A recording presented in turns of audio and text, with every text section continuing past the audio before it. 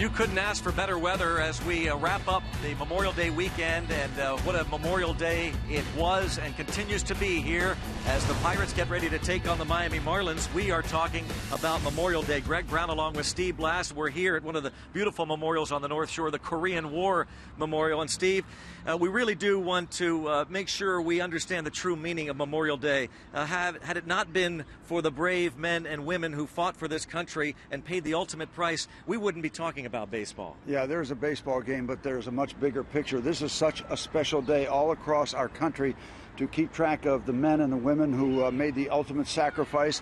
It's so important as we go on, whatever we're doing, to keep track of this. This is much the bigger picture, and a lot of people out here watching a ball game, but they're keeping track of what really, really matters and what really, really counts in America. Well, over the years, baseball has been a tradition, of course, on Memorial Day, and we talk about the Pirates and a great weekend series over the New York Mets, sweeping that three-game series. It was all about the pitching, the strikeouts, but just look at the overall numbers where the Pirates are right now in terms of their starting pitchers. Yeah, that was the icing on the cake, but the cake has been building since opening day.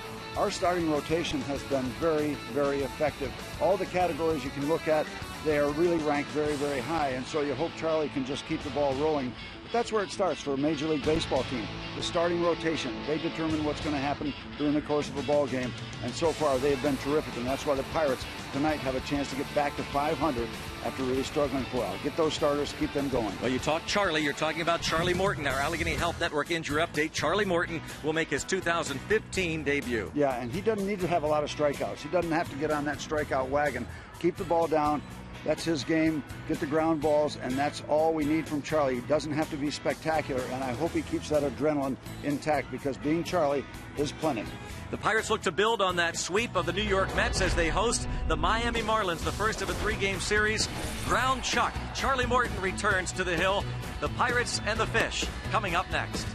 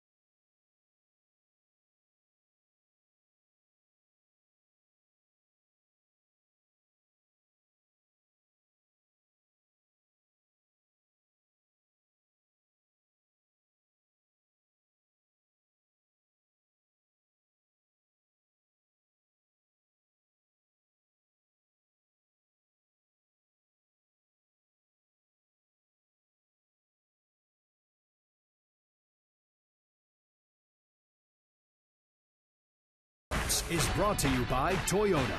Toyota helps you get the most out of your drive. Just ask a friend who drives one. Toyota, let's go places. By Barrel Automotive, we're driven to be better.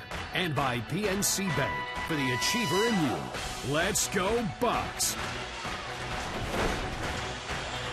Charlie Morton takes the field, and as Clint Hurdle said, probably some opening day jitters because he makes his debut. You see the special uniform jersey tops and caps the Pirates and the Marlins and the rest of baseball wearing on this Memorial Day. The camouflage theme. And we'll check out the Honda starting lineups for the Marlins. First of all, under new skipper Dan Jennings. D. Gordon, 6th in the National League with a .407 on-base percentage and the best batting average in the league. Marcell Ozuna next. The great Giancarlo Stanton is in right field with Martin Prado hitting cleanup. Justin Bauer is the first baseman. J.T. Realmuto is the catcher. Christian Yelich, Adeiny Echeverria, and David Phelps round out the starting 9. And Charlie Morton making his first start last year for Charlie. Overall numbers brought to you by Hyundai. And a couple of good starts against the Miami Marlins. ERA under 2. Just a small sample. To keep the ball down, keep the adrenaline under check, and get your usual number of ground ball outs, and you'll be fine, Charlie. And the matchup, Giancarlo Stanton and D. Gordon. And Steve, the matchup too, all winter long we heard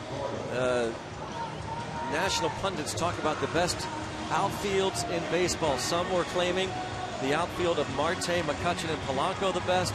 Others believe that the outfield in South Florida, Yelich, Ozuna, and Stanton, the best in all of baseball. And there is Dan Jennings, the first-year skipper and concluding his first week, the former general manager. They have won 2 in a row after an 8-game losing streak. And D. Gordon will try and keep him off the bases, and ball 1, we are underway. You know, Greg, everybody that I talked to is saying the theme of this ball game is Charlie Morton. The theme of this ball game is for the Pittsburgh Pirates to beat the Miami Marlins. That's the big picture. You hope Charlie's a part of it, but he's got to do his job. Other people have to do their jobs. Keep it going. Just feed off that great weekend. And now it's 1-2 on not only the National League's top hitter, but the Major League's top hitter in D. Gordon. Came over in a deal this winter from the Dodgers. And he is just doing, he's on every chart, offensive chart in the National League. Jammed, rolled, and a bad decision by Pedro Alvarez. With the speed of Gordon, you cannot afford to wait for Morton to get to the bag. And it's on Charlie also for not getting over there in time. He's not going to win many races against Gordon. This was just wide enough. You see, Pedro had to go away.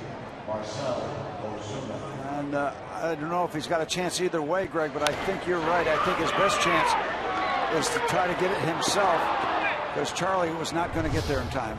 It was not going to happen 3-1. Yeah, there was a certainly there was a slight hesitation there by Morton, no doubt about that. So Gordon is on. He has 17 steals, and he takes off right away, and no throw.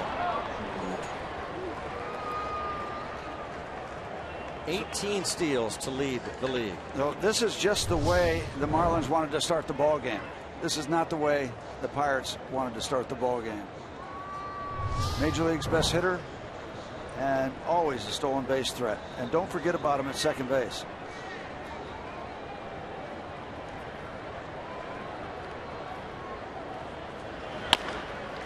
And he'll go to third on this tapper. And a bobble, but a recovery by Harrison to get Marcell Ozuna. But Gordon is at third. Beats out the infield single, steals second, and moves to third on the ground out. He's there with one away. Rivers Casino tips to win. Well, try to keep the ball down on Giancarlo Stanton. Get him to hit the ball on the ground. You don't have any 455-foot ground balls. And the Cervelli Morton combo. We didn't have a chance to talk about it before the stolen base, but Charlie has to give Cervelli a chance. Hit hard and through, and a base hit. 41 RBIs on the season for Giancarlo Stanton, and 1-0 Marlins. 41 ribbies. That matches Bryce Harper for the league lead.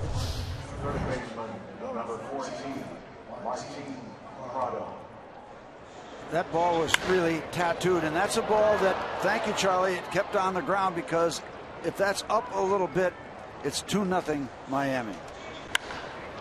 You hear the crack of the bat.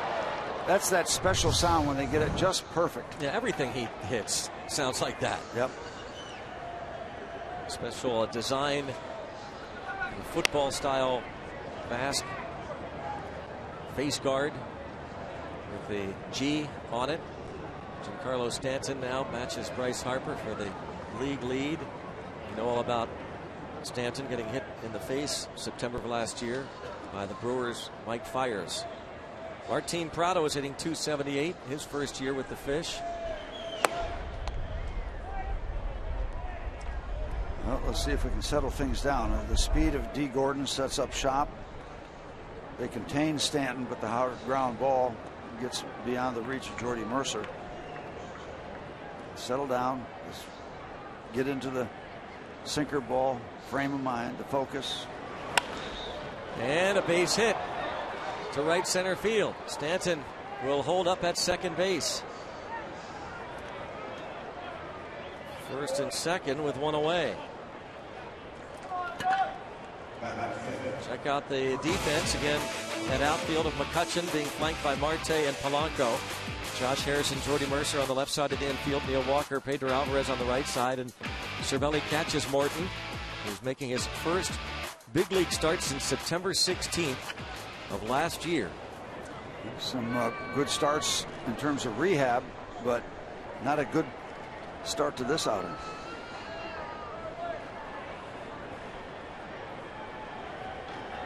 There's the first breaking ball thrown by Charlie Morton. Everything else has been that two-seamer. And he got a ground ball from Gordon. Got a rocket ground ball from Stanton, and then Prado to flare over the head of Neil Walker. That's Charlie Morton right there. There's his game. Follows the curveball up with the two-seamer. Get a ground ball here, and you can go in there and catch your breath.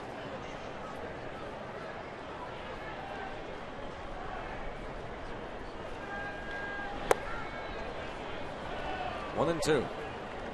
Justin Bauer. Hitting .375. The rookie. He will turn 27 years old on Thursday.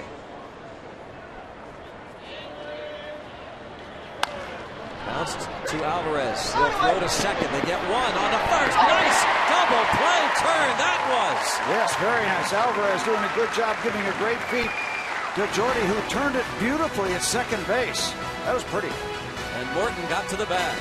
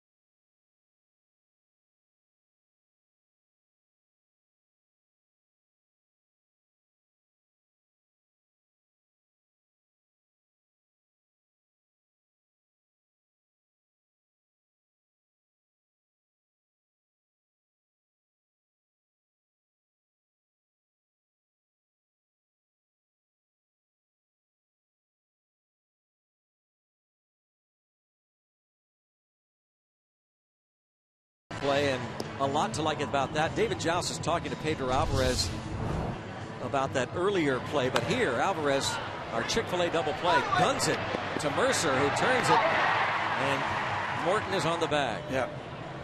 This time Charlie gets to first base. He did not get a good start on the leadoff single by Gordon, but his responsibility is right there, and he handles it beautifully that time. Cost him a run, but he gets things settled down, and that's a settle down kind of an inning for Charlie. Minimal damage. Toyota starting lineup. For the Bucks, Josh Harrison, Gregory Polanco, and Andrew McCutchen, 1, 2, 3. Then it's Starling Marte and Neil Walker. Pedro Alvarez, the middle of the order. Francisco Cervelli, Jordy Mercer, Charlie Morton round out the starting 9. And Josh Harrison going to step right in there with that 11-game hitting streak. And good morning, Mr. Phelps. Your mission, if you choose to accept it. David Phelps from Mission Impossible.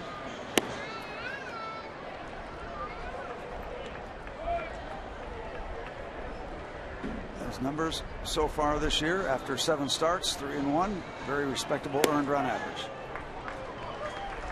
This might be the first time we've seen Josh Harrison take 2 pitches in his first at bat.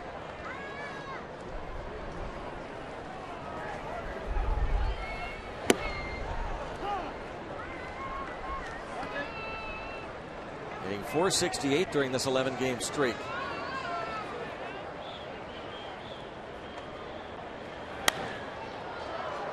Two and 2 on Josh Harrison. Average was 173 before this 11-game hitting streak got underway. Now his batting average up to 261. Phelps faced the Pirates last year with the Yankees. And bounced to third. Prado, sure gloved infielder, backs up a step and gets Harrison routinely.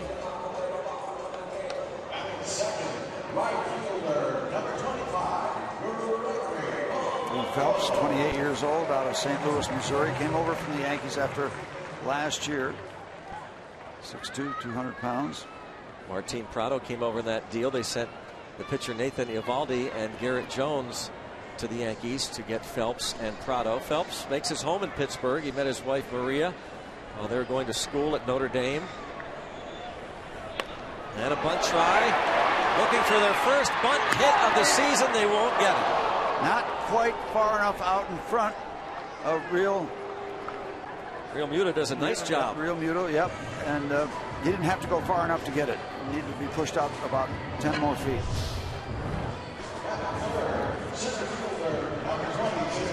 Just barely getting out of the grass.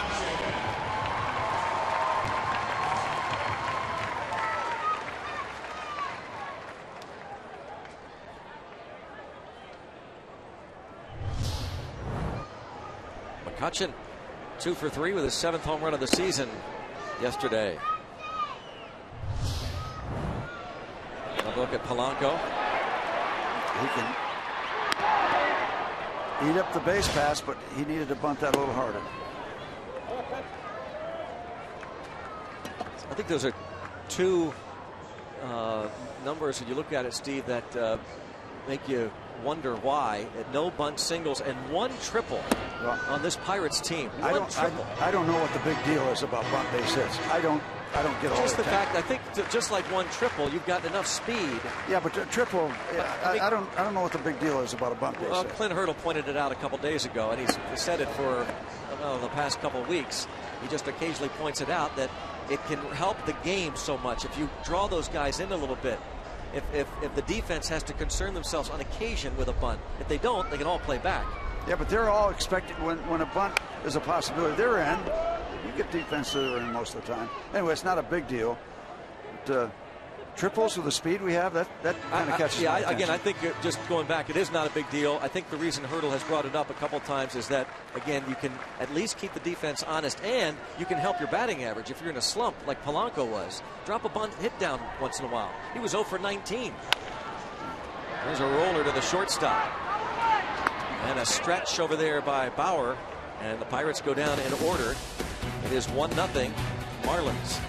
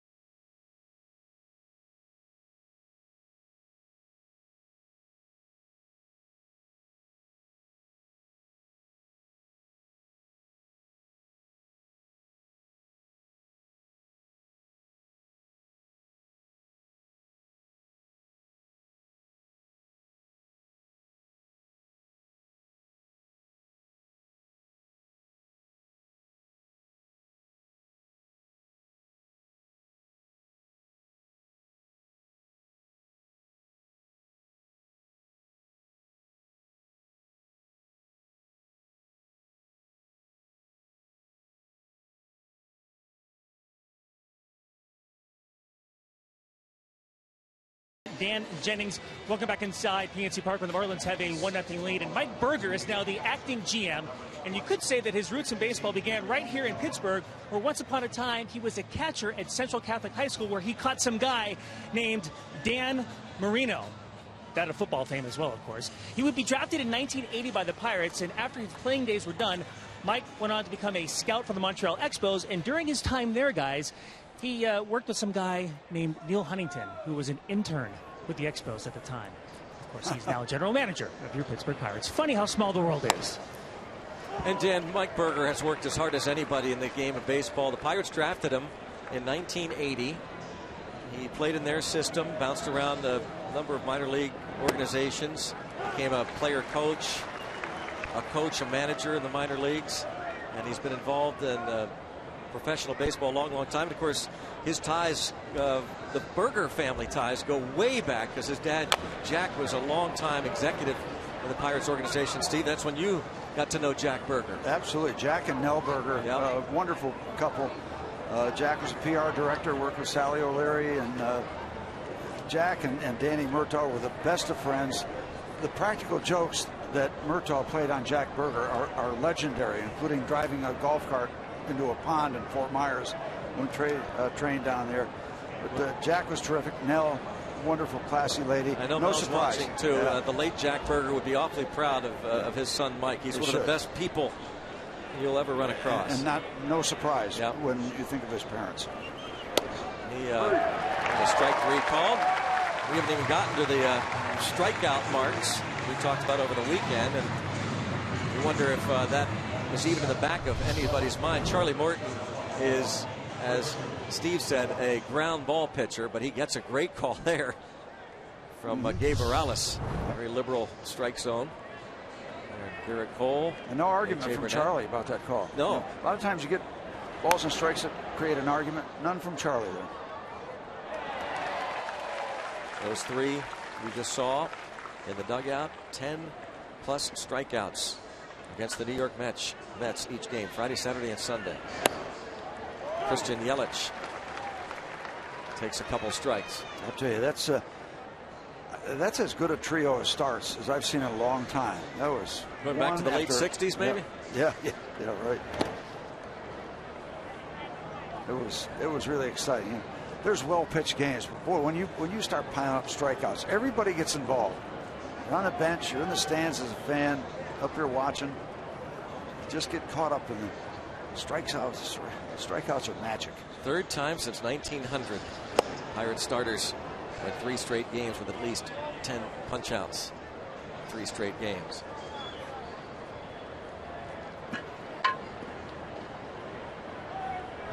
And when you think about double-digit strikeouts, you think about complete games. We didn't have any complete games. I mean, they got it done before. Liriano did it in 6. Yeah. A dozen. Burnett went 7, punched out 10, and Cole pitched into the 9th inning, got 1 out in the 9th on Friday with his 10 strikeouts. Right to the shortstop, Mercer.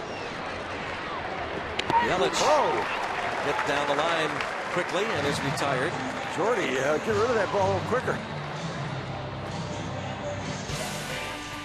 Reserve your seats to the most in-demand games with a 12-pack plan. The Flex Pack gives you the flexibility to personalize your plan. Select the games that best fit your schedule. You can lock in the best prices and seating locations to high-demand games. Plus, purchase a 12-pack plan, get postseason ticket pre-sale opportunity. Get your 12-pack plan. Go to pirates.com/12packs. Greg, do we get a break on 12 packs? I don't think so. All right.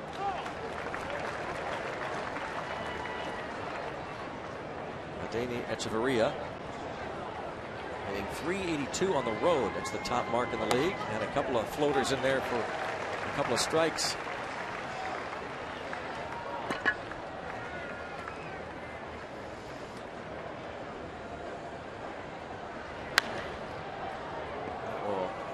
Into the seats. Danny Echeverria hitting .305. He's 3 for 12 lifetime against Charlie Morton. Morton's 11th career start versus the Fish. 5-3 with a .403 ERA in those 10 previous starts. And Steve, it is good to see Charlie Morton, even though we're only 8 batters into this ball game, to see Morton throwing strikes, because the last time we saw him in Philadelphia, on Saturday, April the 4th, the last exhibition game before the regular season got underway. It was not pretty. He was all over the place. 1 2/3 innings, 6 runs, 5 earned, walked 5, hit 2 batters, threw 2 wild pitches in 1 2/3 innings. This ball hit toward Polanco and over his head. That ball sailed on Polanco, and a double for Echeverria. Ball well hit, and I don't know whether it fooled Gregory or not, or didn't see it off the bat, or maybe it's just more carry than everybody realized. Ball hit with some good authority, but a late find of that baseball by Gregory Polanco. 9 doubles for Echeverria. Here's the pitcher, David Phelps. 1 for 12 this season, and bounces this ball to the second baseman, Walker. Marlins strand a base runner. 1.5 play. Fish up 1-0.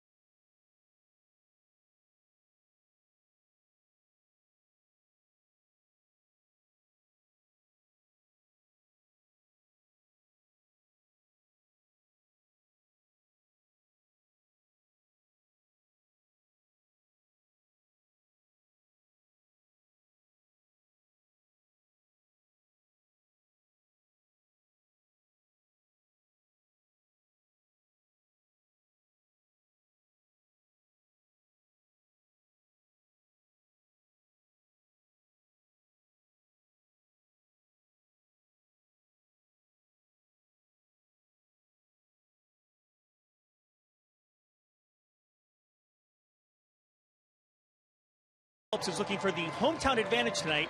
No, the right-hander is not from Pittsburgh, but as Greg Brown told you, his wife Maria is. She is in the house tonight in sections 208 and 209 with over 100 members of her family, their family, and friends.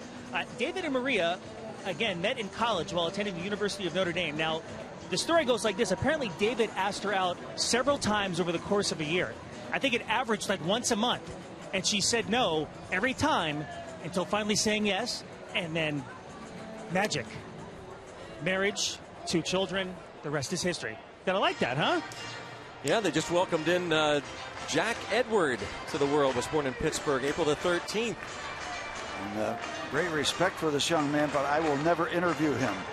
Went to Notre Dame, and he was studying computer applications and political science. Now, I'm not up to that. My pay grade doesn't allow me to interview guys of that stature. Well, you could check that on your smartphone, couldn't you? Just get all the information you need. My flip phone, I just figured out how to open the flip phone. That was a big deal. It opens up. Now that's what you call flow. That is an outfit. That's real. That tie over the uniform, reminiscent of what Dan Jennings was sporting the other day when Ichiro welcomed him into the clubhouse as the manager. They had a little ceremony, put a tie over his uniform. Yeah, that outfit will make you tear your hair out. And he was named the manager, and Ichiro explaining we're going to end your front office days one final time. They put the tie on him as Marte lines it to right field, and he carries out to Stanton.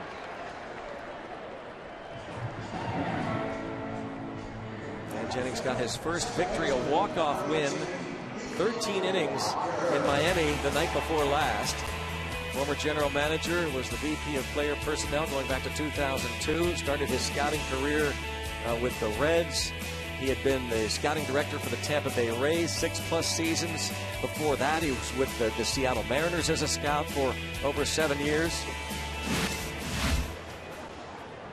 It was fun getting that first win after being swept by the Arizona Diamondbacks 4 straight, and the first game Friday night against the Baltimore Orioles. Then Martin Prado hit that RBI single in the 13th to get Jennings his first win. They took him out to the pool at Marlins Park at the Clevelander nightclub, and they celebrated by throwing their new skipper into the pool. That ended their 8-game losing streak after they fired Mike Redmond. There's a line drive, base hit for Neil Walker.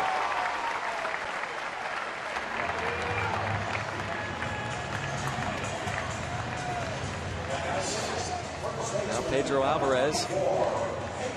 Walker got the day off yesterday with the Mets starting Jonathan Neese, and that base hit snapped an 0 for 15 hitless string. Just in case you're wondering, Phelps has not given up a home run in his first 7 starts. Alvarez with 8 home runs on the season, and last 7 games hitting .360 with 3 homers. Was that a bunt try? What was that? Yeah. Can we see that again? This is stop the presses. This is a first. Well, they must have heard you talking about these bunts. Yeah. Well, I mean, the whole left side of the infield, we've been talking about this for how long? The whole left side of the infield available to him. Yeah. It's almost like he wanted to just kind of chop the ball. That's all he would have needed to do. Yeah. Might have gotten a double out of it. And bounces this ball off the glove, and the Pirates will end up with runners at first and third because of that shift. There's nobody at third base. Walker will get there without a throw. Potential double play ball if it's fielded cleanly, but it's off the glove and runners at the corners. Yeah, you wound up early with some traffic coming to the ball from both sides. You got 2 players, the deflection, and then done deal, and third base is available. Off of Martin Prado's glove, he's over there playing second base essentially. Now it's a race to third. A base hit for Pedro Alvarez, runners at the corners, and here's Francisco Cervelli, who had 3 hits yesterday.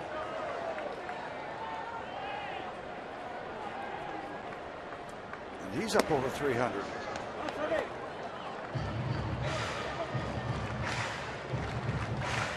Love those deflections off a glove that just kind of die in the middle of everybody. Once it bounces off the glove, it's nowhere near the right fielder, still far enough away from the infielder.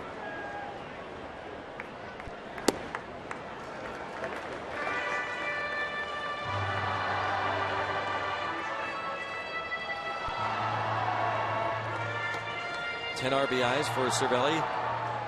He's hit safely in 8 of his last 10 games. Infield at double play depth.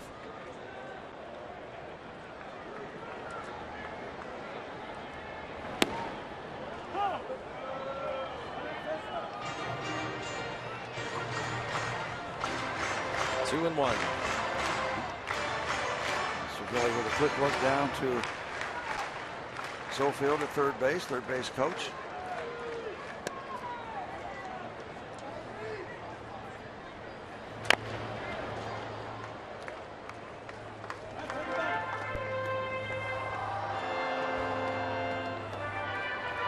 For Cervelli yesterday, and an RBI single, a 2-out base hit in the 5th inning that spelled the end of Jonathan Neese's day.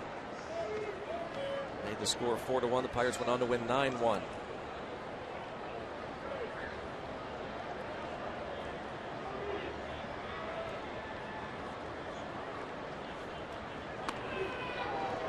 Well, when you think about, all the attention that the pitching got over the weekend, how about scoring that many runs against the Mets pitching staff? And the reason they were 24 and 18, something like that, coming in the game is all pitching. They haven't been hitting much at all. And then to score, what, 4, 8, and 9 total? 21 runs, averaging 7 runs. Again, you should win all 3.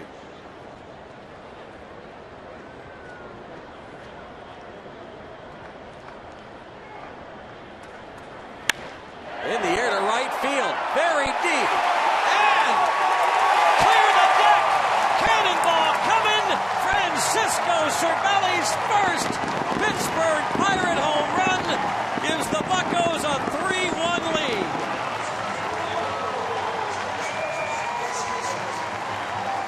And you jumpstart this crowd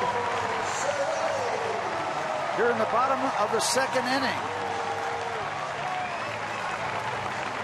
Proving once again that even right-handers can reach the Clemente wall. It's inviting for everybody.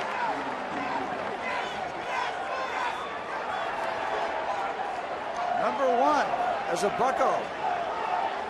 First home run for a Pirates catcher this season, and the first for Francisco Cervelli. And the first home run given up by Mr. Phelps.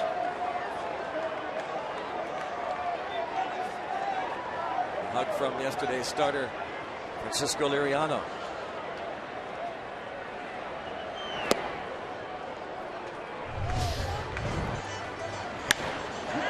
Oh, right down the center middle. cut. Yeah.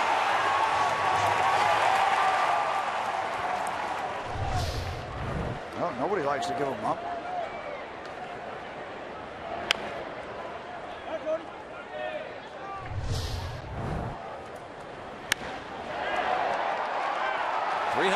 Feet, but 21-foot high wall, and he cleared it. Watch Rick Sofield react. Yes, sir. Send him on in.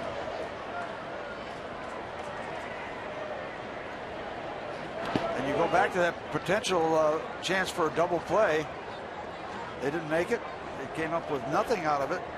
First and third, and you drop the hammer on it.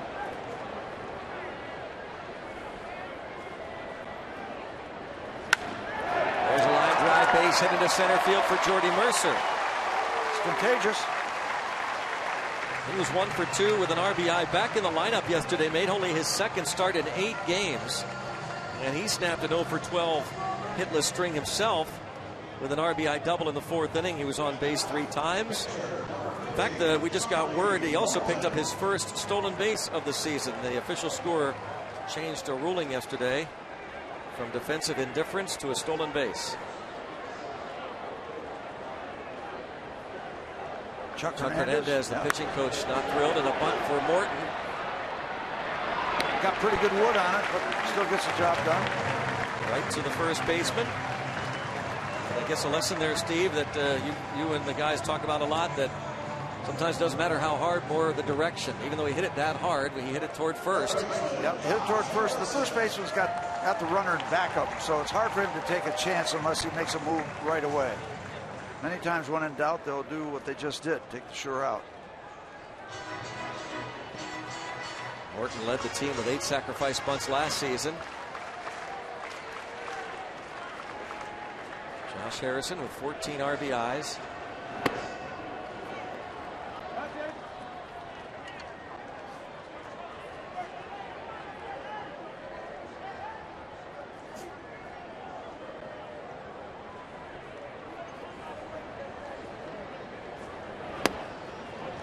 The beauty of the 3-run homer. Yeah. Got a few of those in the past several games. Marte, we had 2 of them. Had one yesterday. I know we've had a couple games with 3-run homers against us also. This ball hit well the other way. Stanton back toward the wall. Oh! Did he hold on to that? Unbelievable catch by Giancarlo Stanton. Wow! Cervelli hit a home run. That's a highlight. But this is one of the best catches ever at PNC Park.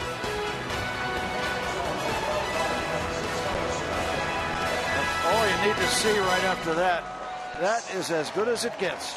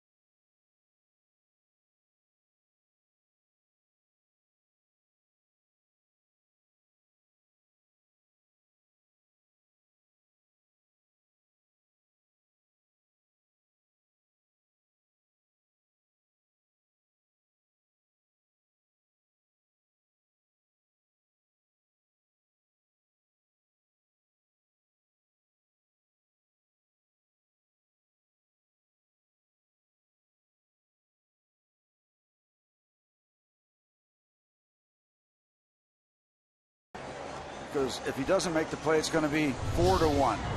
This is a full commitment up against that wall. The timing is beautiful. Holds on. You heard the contact. If he doesn't get it, of course, he's crumpled on the ground, and Mercer's going to score. What extension! That's one of the better ones you're going to see this year, for sure. And he loves it. That's exciting. Even the Pirate fans cheering that one, even though it cost the Pirates a run. I think got to cheer that Josh one. Harrison was impressed. Look at this. Like, he's got robbed of a double. Stanton needed all of that 6-6 frame and then some. Perfect timing. Perfect timing.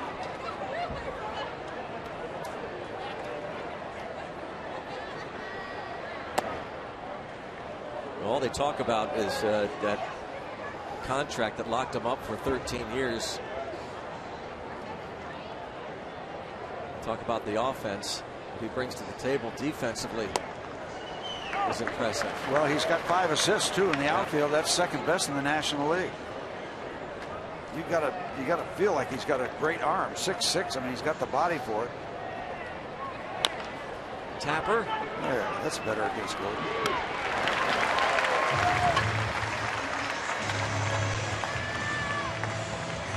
So Charlie Morton gets Gordon to start the third on this Memorial Day at PNC Park. 31 years old, Charlie Morton. Born in Flemington, New Jersey, went to high school in Connecticut, was a third-round pick of the Atlanta Braves in 2002, and traded to the Pirates in the summer of 2009.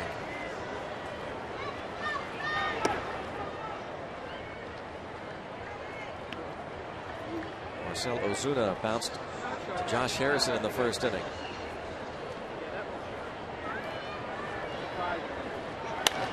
And another comeback.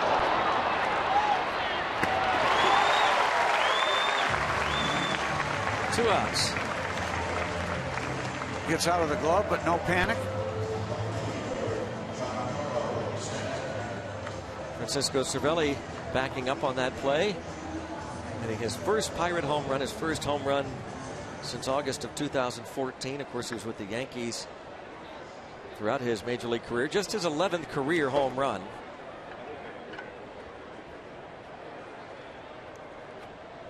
Gives the Pirates this lead. Now here is Giancarlo Stanton. Would he have caught Phelps last year? Yeah. So he knew it was coming. That's right. Age-old question whether the catcher doesn't have an advantage when facing a former battery mate. My vote is no. The pitcher still has the edge. There have been some catchers who said yeah. Yep. 2-1 on Stanton. Drove in his 41st run of the year with a hard single to left field in the first. This guy looks like a stud, doesn't he? Doesn't he look like a baseball player? 6'6", 240, 25 years old. He was the runner-up for MVP last year, despite missing the last couple of weeks after being hit by that pitch in the face by Mike Fiers in Milwaukee. Remember that statue was outside of Pro Player Stadium? It looked like Casey at the bat kind of thing. I mean, the body type is right there.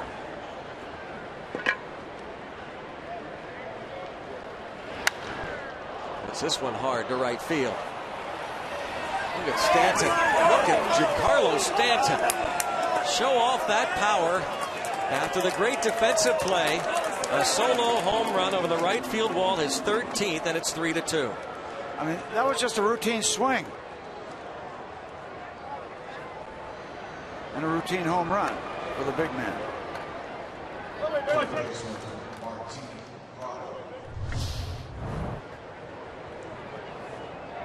Don't go upstairs with him. Well, wasn't all that high, but inside he just kind of gets the hands in, hitting to the opposite field. But him hitting to the opposite field is different from other people hitting to the opposite field. And Charlie upstairs again. 13 home runs for Stanton now. Hit 37 in the injury-shortened 2014 campaign.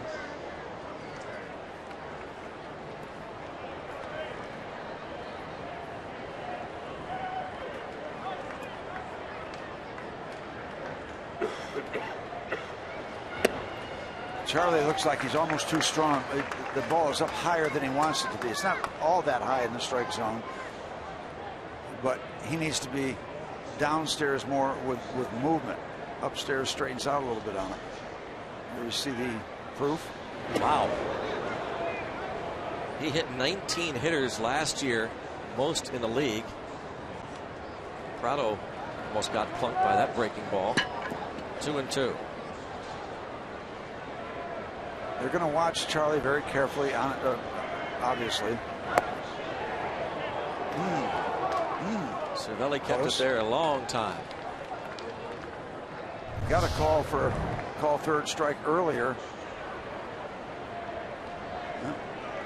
Too low. Gabe Morales, the home plate umpire, and bounced to second. So he gets 3 ground balls, but Stanton, the big man, makes it 3-2.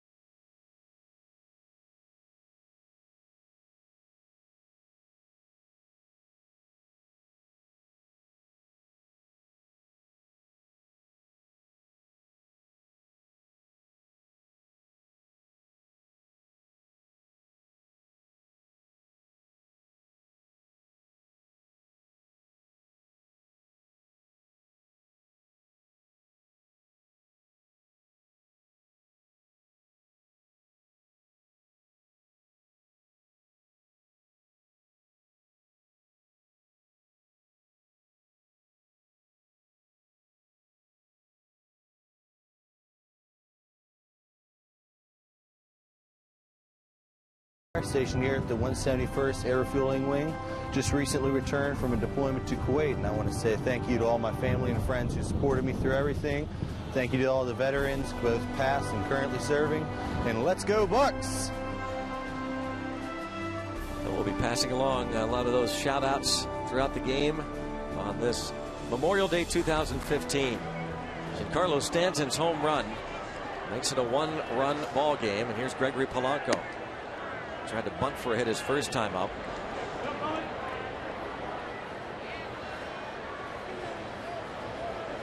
A day with the family. And capped off the night of baseball. I had a chance to give my brother a call back in New England. He served in Vietnam back in 1968. Dad served in World War II. Grandpa served in World War I. So it was good legacy in the family. Well said. My dad left for 4 years of active duty. When I was 3 months old, he came back. I had Mom all to myself. Who's this guy taking all my attention? My rival. When I came back home. At least that's what Mom said. Well, I know when your dad was back in the States, and as you became a Major League Baseball player, he would listen to games in the car, drive to where he could get KDK radio, right? He would. He would drive, just get a small town of 1,800 people, drive around till KDK came in, shut it down. He had a 6-pack of beer, listen to the game. Game's over, he'd drive back. At the end of the season, he would send Bob Prince an invoice for 3 cases of beer and 2 car batteries. Prince loved it. Polanco has 12 steals in 14 attempts. Now, interesting, too, because the last time Phelps pitched He was a part of history when the Arizona Diamondbacks stole 7 bases, the most by an Arizona club and the most allowed by a Marlins team. 7 steals in one game. Phelps was on the mound for 4 of those steals. A.J. Pollock at one point stole second, third, and home. And stabbed by the pitcher, and he throws right away to second and on to first for a double play. Nicely done. Phelps didn't hesitate, turned and gunned toward the bag where D. Gordon came over. 1-4-3. Good strong throw. That's what you want your pitchers to do. A little bit high, but workable. A little low bridge for Mr. Polanco is incoming.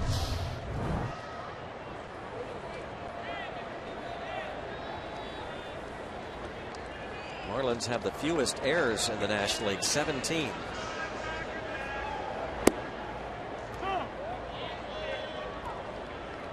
Marte lined out to Stanton his first time up.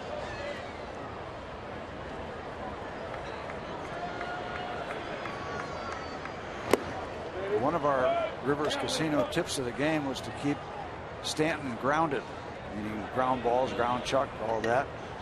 And didn't get it down far enough last at bat.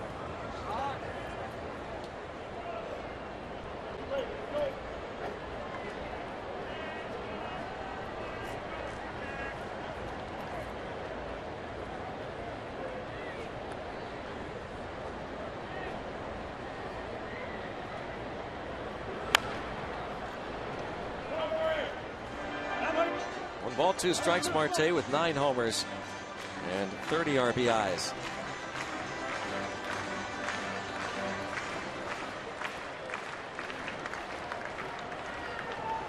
Well, good looking attire. Yeah, good looking attire.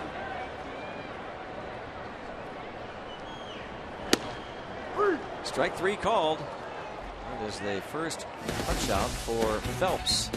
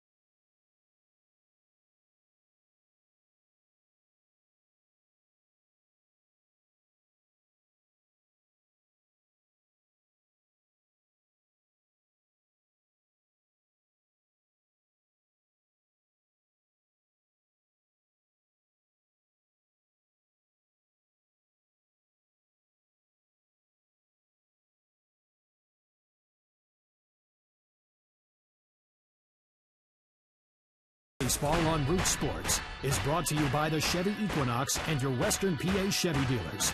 By Cherry 5-Hour Energy Shots, helping support Special Operations Warrior Foundation. And by Day Automotive, we're going to make your day. Let's go Bucks! Day Automotive, this day in Pirates history. This day in 1993, Pirates and Marlins met for the very first time. Bucks won 2-0. Complete game 4-hitter by Steve Cook. Struck out 5, walked just 1. Cook also drove in the game's only runs with a 2-run double in the 5th inning off Charlie Huff. There you go. Right up to the knuckleball. And this date in baseball history, 1935 at Forbes Field. 80 years ago, Babe Ruth, his last home runs, and playing for the Boston Braves. 3 home runs on that day, May 25th, 1935. Hit hard past Alvarez. Justin Bauer hit into an inning-ending 3-6-1 double play in the first. Line drive base hit. And this ball was smoked. Again, upstairs. Charlie living on the edge, on the high edge. 6 hits now for the Marlins.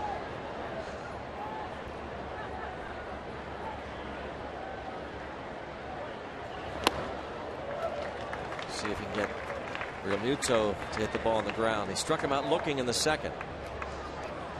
And we were talking about Roberto Clemente. He did serve in the U.S. Marine Corps Reserve, the late 50s, put in his time. Great pictures of him in uniform down at Duane Reader's Clemente Museum.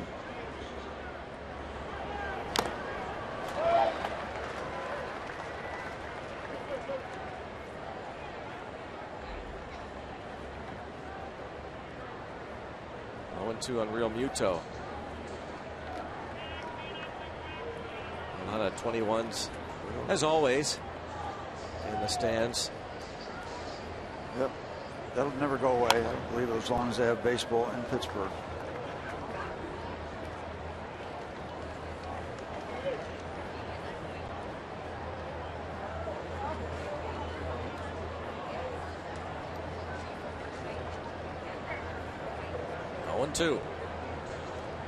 Many times when a sinker ball pitcher is too strong, you'll see the ball elevated.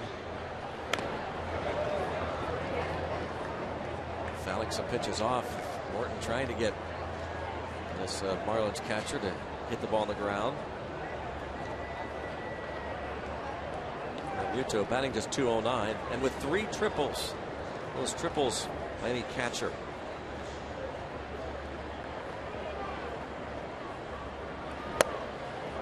The Marlins earlier this month released Jared Saltalamacchia. They brought him in a pretty big contract. They have $6 million left or thereabouts to pay him this season, $8 million next year. Ouch. Bounce toward third. Should do it. Does do it. And that's the way Charlie does it. And you talk about a sinker baller being too strong and the ball not sinking. It's simply too fast. There's where Charlie wants to operate. It's so fast it doesn't have time to really sink. And you're not getting on top of it as much. You really need to release your hand over the top of the ball. And when you're throwing it upstairs, it's hard to get up on top of the ball. You're kind of letting it go across the side of the ball a little bit more. But the main problem is speed. It just simply doesn't have time to sink. It's too fast.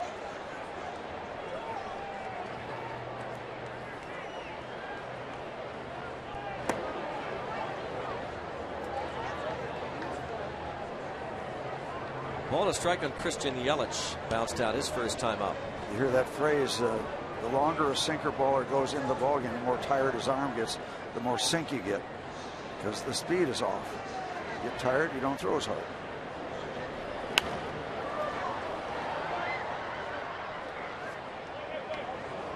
I think a real valuable thing as a starting major league pitcher is if you have a 4-seamer and a 2-seamer. You can turn the ball over when the occasion calls for it, and you can go upstairs with enough speed to get away with a high fastball. That's line to right. There have not been too many bloops. That is hit number 8.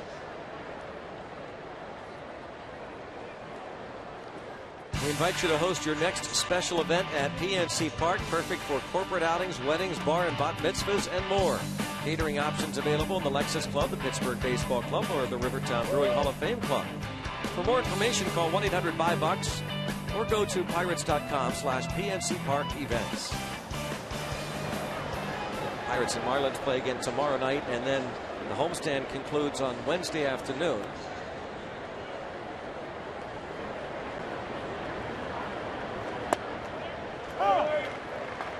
Danny Echeverria doubled over the head of Gregory Polanco in the second inning. Charlie trying to show Christian Yelich a different kind of a set out on the mound there. Held that set position for the longest time. Now he might be quicker. He might throw to first. Might slide step. There he goes. And jammed him. And now reversing his field. Walker. Nicely done there. Walker was going over to cover second and then had to put on the brakes and get the ball the other way.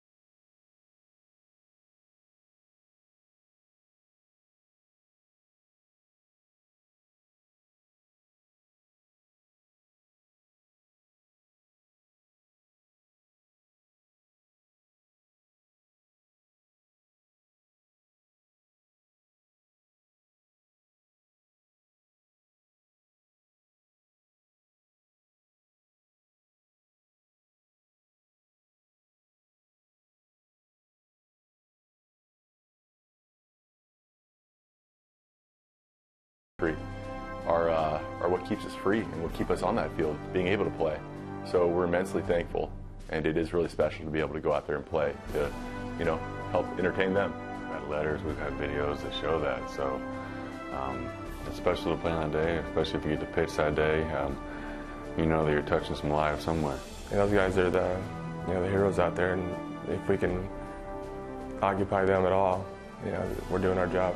It's something that a lot of times we take for granted, but on a day-to-day basis, and I'm thankful that we have a day to be able to thank our veterans, and without them, we wouldn't be able to do most everything that we do on a daily basis. So it's a real honor to have those people go out and fight for us every day. Thoughts on this Memorial Day from some Pirates players. 0-1 count on Neil Walker. David Phelps. A.J. Burnett talked about how you're able to pitch that day, what an honor it is. Says it all right there. Yep. That's all you need to know. That right there. Right there. A young baseball fan with that kind of sign. 2-1 on Neil Walker. Every major league team, that camouflage theme, and a lot of baseball this afternoon. Only a few games tonight. Ripped, but foul. Greg, back when I was growing up in that small town in Connecticut, we were all part of a little fire department marching band with little white uniforms, white shirt, white pants, and a red sash, like the bad guys in the movie Tombstone. Yeah. And we had to paint our black shoes white, so the uniform all matched. It was like Norman Rockwell. Then you take it off and you go for opening day Little League in the afternoon. It was perfect. About a perfect pitch right there. Strike three call, though Neil Walker doesn't agree. Set up on the inside corner. That's where approximately they get it. Phelps does get a call from Morales. You think of all the Memorial Day hometown ceremonies all across America, village greens, and the cities too. But what we think about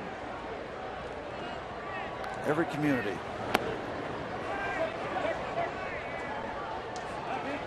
Umpires also have the camo bills. Joe West, crew chief.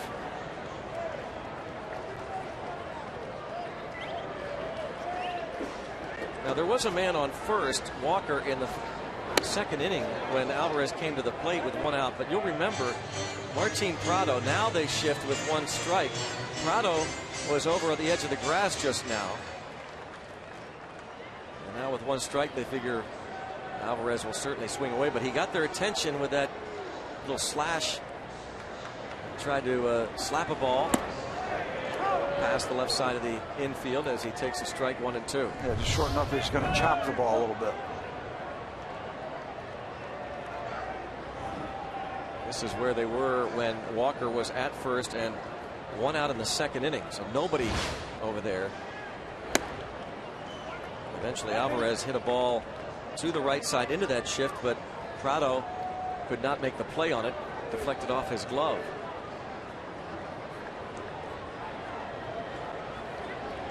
David Phelps, his 10th appearance, his 8th start of the season. And you can't hear that name without thinking of Mission Impossible. Peter Graves back in the Jim day. Phelps, wasn't it? Wasn't his name Jim? Yep. Mr. Phelps. Good morning, Mr. Phelps. Your assignment today, should you decide to accept it. 3 and 2, 1 out. And the Pirates lead by 1. Hit hard. And a stumble by Gordon. Recovers, throws, and gets Pedro Alvarez. That's where the shift certainly works.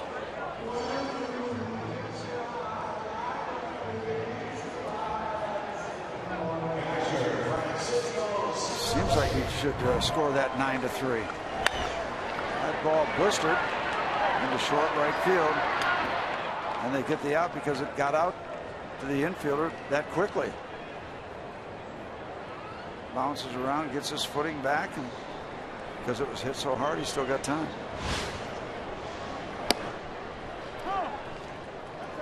Cervelli hit his first Pirate home run his last time up.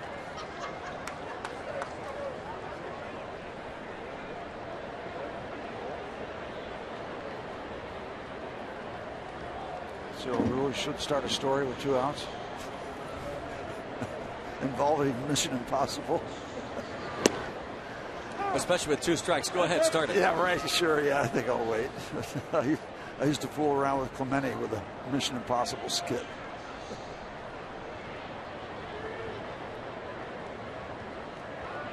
Didn't get much from him, but a little bit of a giggle. Anyway, he had his neck worked on every night, of course, just before the ball game. And I'd sneak under the trainer's table and I said, "Good morning, Mr. Clemente. This is your neck. Your assignment today, should you accept it, is to double 3 times off Jack Billingham and throw 2 runners out at third base." And he knew the TV show, so he'd be up there giggling. I got a little giggle out of him. So every once in a while you do that. Oh yeah.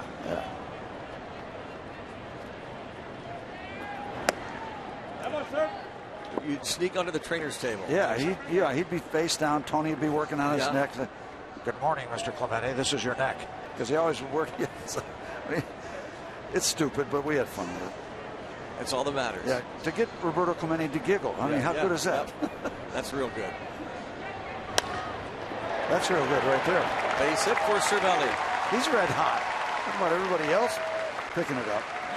Hitting about 375 this month of May, Cervelli. 3 hits yesterday, 2 hits tonight. Goes downstairs to get that one. That's a left-hand hitter's trick. And Phelps is thinking, you're not supposed to hit that ball like that. Good morning, Mr. Phelps. Now Jordy Mercer. How about if Mercer starts to get hot now? Well, this could turn into an all-skate. Yeah.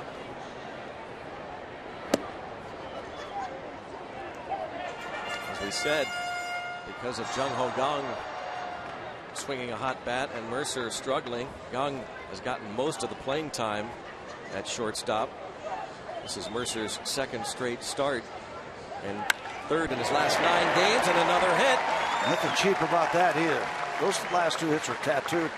The ground ball by Alvarez was tattooed. We've got a couple starters that are giving up some hard hit baseballs.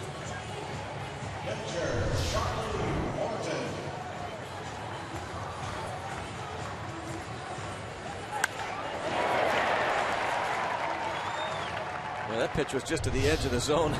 Yeah. And so Phelps is thinking, what do I have to do? I'm making these great pitches. He better get back in the phone booth and get some more instructions. Yep. That tape is going to self-destruct.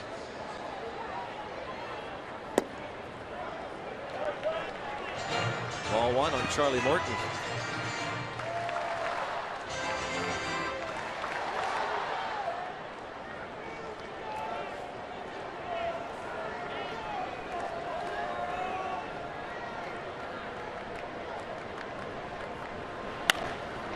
Bounced to Gordon.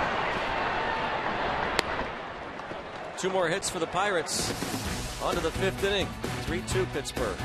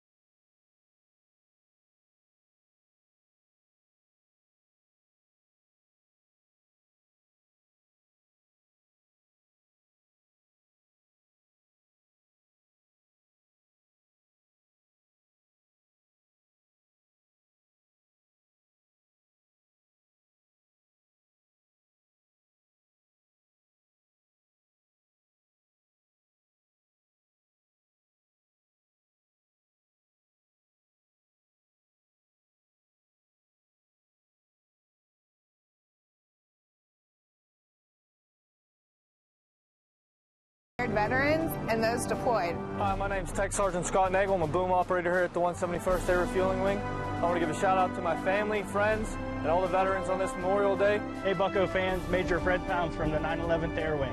Currently deployed to Bagram Airfield, Afghanistan. Want to send a shout out to my friends and family. Go Buccos.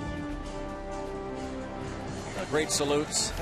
And they're saying, let's go Bucks. Yeah. We're saying we are honored to be able to show your wishes and just show you. 3-2 on the UPMC scoreboard. Charlie Morton making his 2015 debut, recovering from hip surgery last year. Right hip surgery was performed September 26th.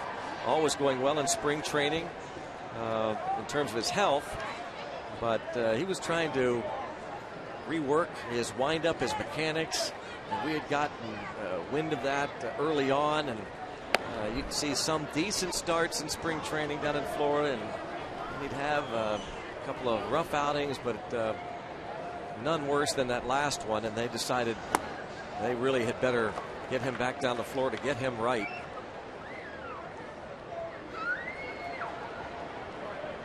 Ray Searage and company went to work.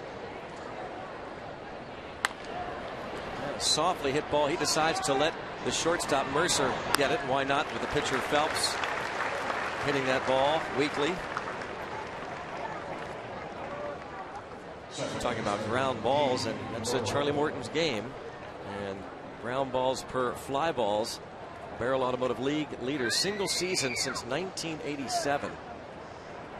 D. Gordon, the most since '87. Otis Nixon on that list. Ground ball, fly ball ratio. A lot of speedsters on that list, of course.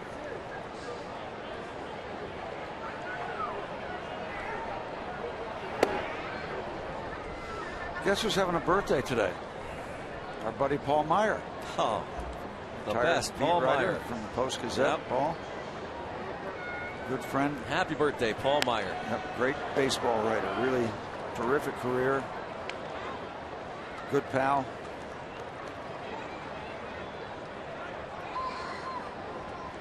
guy that's seen a lot of baseball. Bouncing ball, second.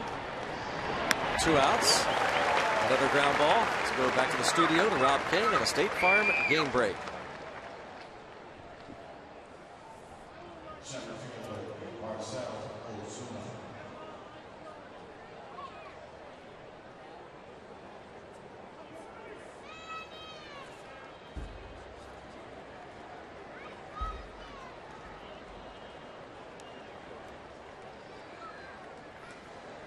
All right, Rob, thanks very much.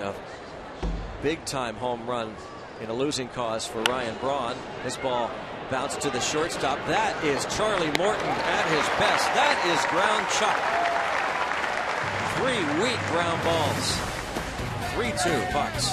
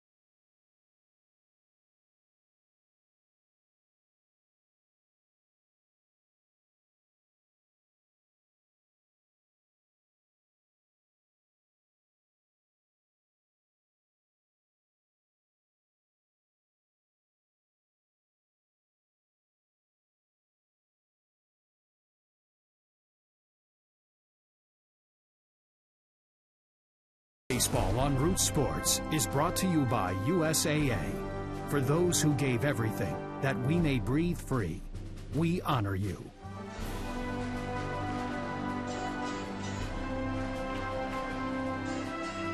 Here at PNC Park, the Pirates leading the Marlins 3-2. Oh, there's a hero. Yep. A well-loved great shot hero. that is. Yep. Well loved. Josh Harrison robbed of extra bases on a sensational catch by Giancarlo Stanton in the second inning. Grounded out his first time up. And again to Stanton. This one routine.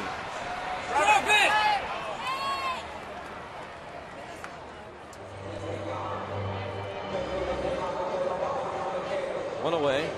Brings up Gregory Polanco. Pirates up 3-2. Ray Searage pours over the numbers. So far, so good, Steve, from Charlie Morton. I mean, if you asked for 2 runs and 5 innings of work, huh? Yeah, well, maybe he's tired enough, and now that sinker's tumbling down a little bit. More movement on it. Well, 15 outs recorded through 5 innings. 14 have come via the ground ball for Charlie Morton. There you go. Just maybe a little jazzed up, amped up, coming back. This is a big night for Charlie. It's his opener. Yep. So adrenaline plus rest. As you said, did well in his rehab starts. Meanwhile, Phelps gave up the 3-run homer, a 1-2-3 first inning. For that 3-run homer by Cervelli, 4 hits in the second. He walked Polanco leading off the third, and then got McCutchen to bounce into a double play. Gave up 2 2-out singles last inning. And he gets Harrison to fly out.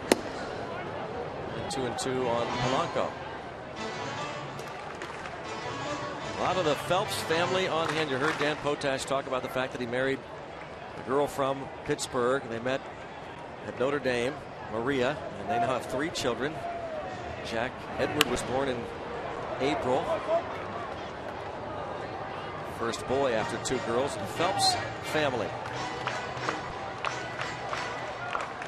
Maria from West Side Story. Pretty nice. That's right.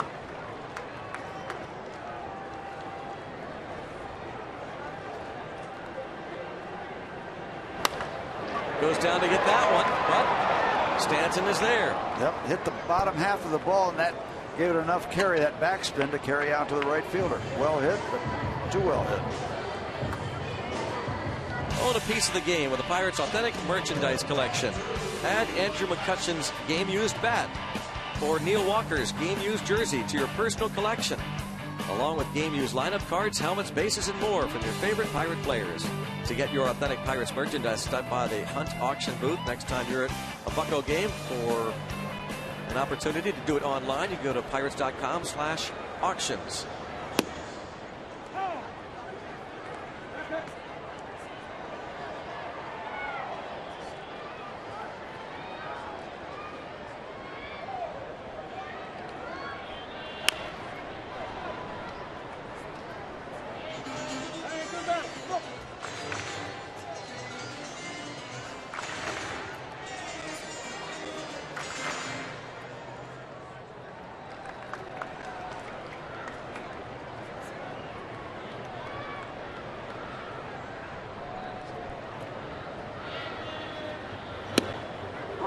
Strike 3 call.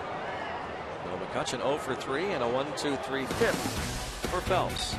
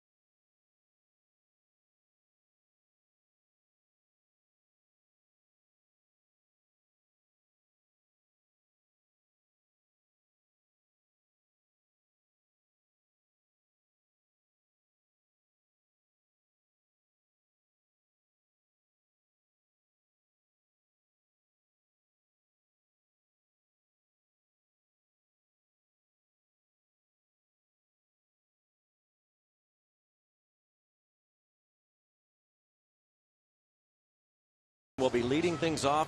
He's 2 for 2 with an RBI single in the first, a home run in the third, hit it the other way. But earlier this month, 5th player in history to hit a home run out of Dodger Stadium when the Marlins were out at Chavez Ravine. Not a surprise that it would be Giancarlo Stanton to join the likes of Mike Piazza and Willie Stargell. Yep, Stargell did it. I was there to see it. It was in between those 2 palm trees beyond the visiting bullpen, like a unbelievably long field goal. Stanton has hit 3 of the 5 longest home runs this season. Is Ryan Braun getting that club now? The one Probably, he hit? yeah, coming into today. Well, now Morton out in front, 0-2.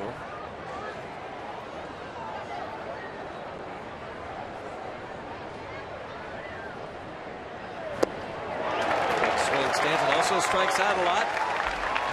60th time he's gone down on strikes this season.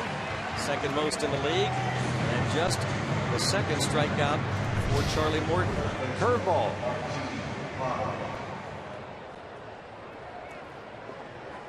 Well placed. Ticketing Health Network. Supermo with the look. Guess fastball and you don't get it. That's what happens.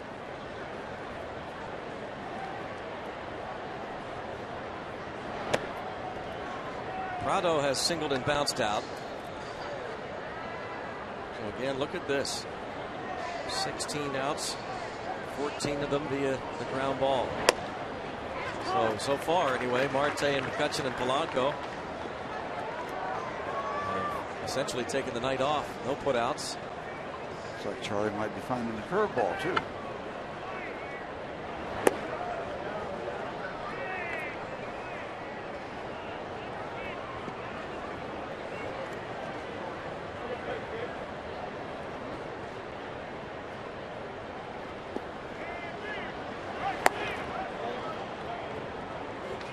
On Prado.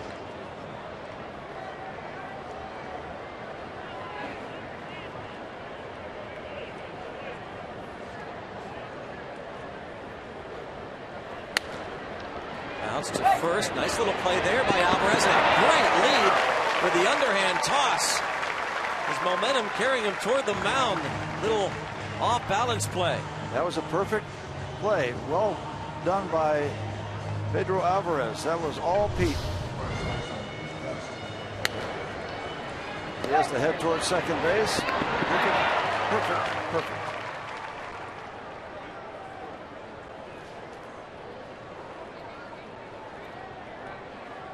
Just leave it hanging up in the air like that for the pitcher to come over and run into it. Plenty of time after he gets the ball to find the bag. Well, Joey Votto-like almost. Yeah, right. Yeah, almost. Did you see the Votto play we were talking about? Yes, you finally, you showed it to me. That was. The Reds, by the way, lost again today. 9 straight they've lost. 0-2 on Justin Bauer. Charlie's found a curveball.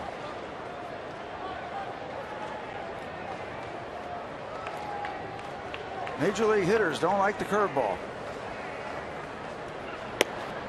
Struck him out. Charlie Morton finding it.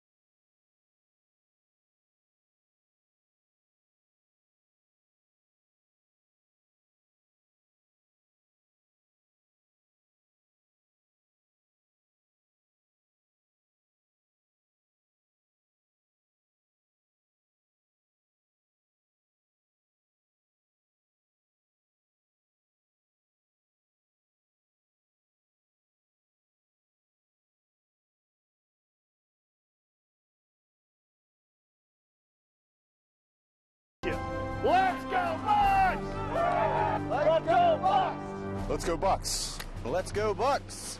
Let's go Bucks! Let's go Bucks! All right, little Zoltan Z action there. Tributes on Memorial Day 2015.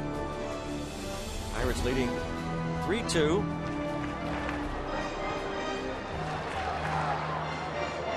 Couldn't have asked for a better weekend weather-wise, could you, Steve? No, you've got the Navy represented here. Yeah, spectacular. The results match it so far. Need some runs. 3-game sweep of the Mets. And Marte tries to bunt for a hit. Well, there's another aspect of not having a bunt base hit. Not many people are very good at it anymore. Plus, to be quite honest, a lot of hitters don't want to give up the chance to hit the ball over the fence for a bunt base hit. Prado was back even further before Marte showed bunt. So you can bring that third baseman in and create some more space for yourself. 0-2 the count. Now he'll back up. Marte has lined out and struck out looking.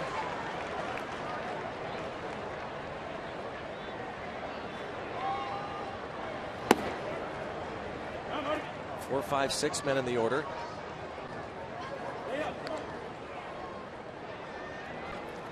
What's that 4-1-2? I see a lot of that, Steve. That 4-1-2 logo. Yeah, that's our area code. Pete Thomas' cap earlier today. Our director. Well, most people remember their area code. They don't need to have it on their shirt. It's pretty cool. Yeah, they're looking for some offense, aren't they?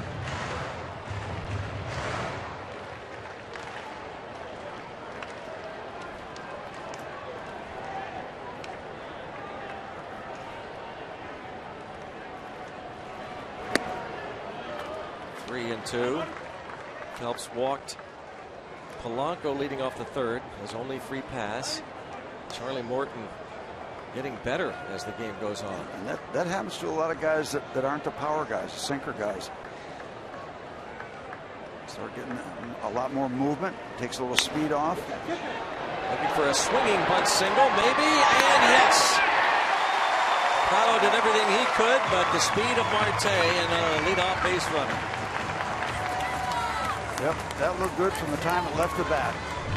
Little chop down third baseline. And they sense it.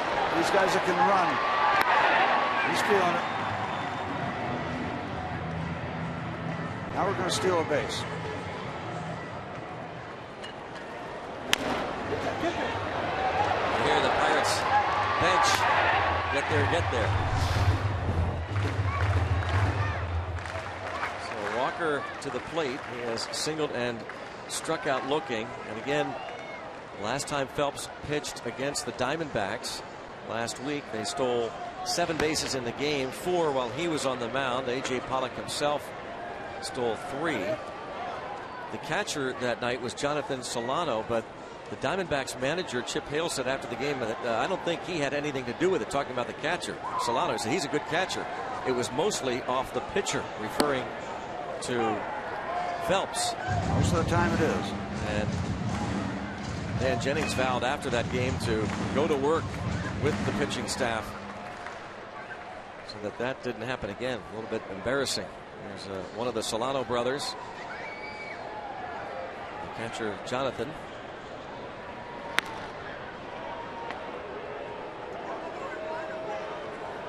Seven steals for Marte, caught twice this season. Remember the Solano brothers? That sounds like a family name for some kind of TV series. Yeah.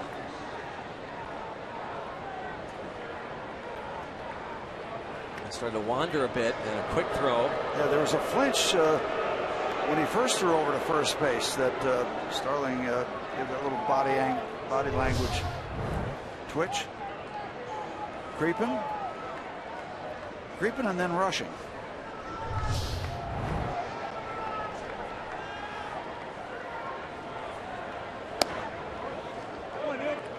1 ball, 1 strike. Buck scored 3 in the second. Consecutive singles with 1 out by Walker and Alvarez, and then Cervelli the home run.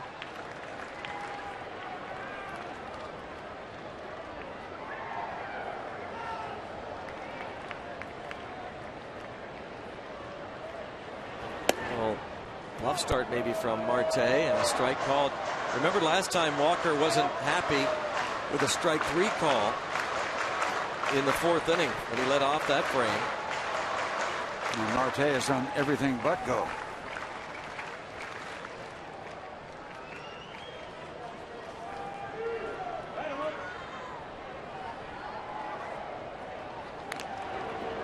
Well, they're convinced he wants to go. You have to figure now anything around that plate. Walker's going to be swinging at it with the liberal strike zone from Gabe Morales.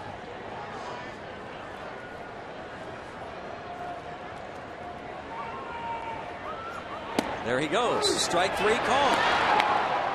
And a strike him out, throw him out, double play. All 4 strikeouts tonight for Phelps have been called strikes.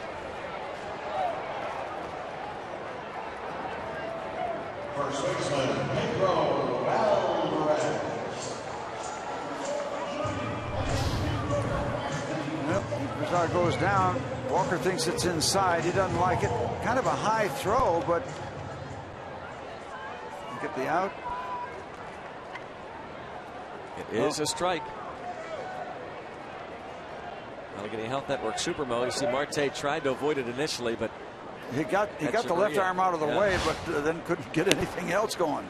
And Chavarria made sure. Yeah, he didn't fall for the fake and then go back down lower on the body and let the other hand come in. And that throw was there in plenty of time. Plenty of time. One of the things replay has done, Steve, and seeing more and more of that, where the infielders keep that tag on. They used to see a quick slap tag, but you don't see that much anymore.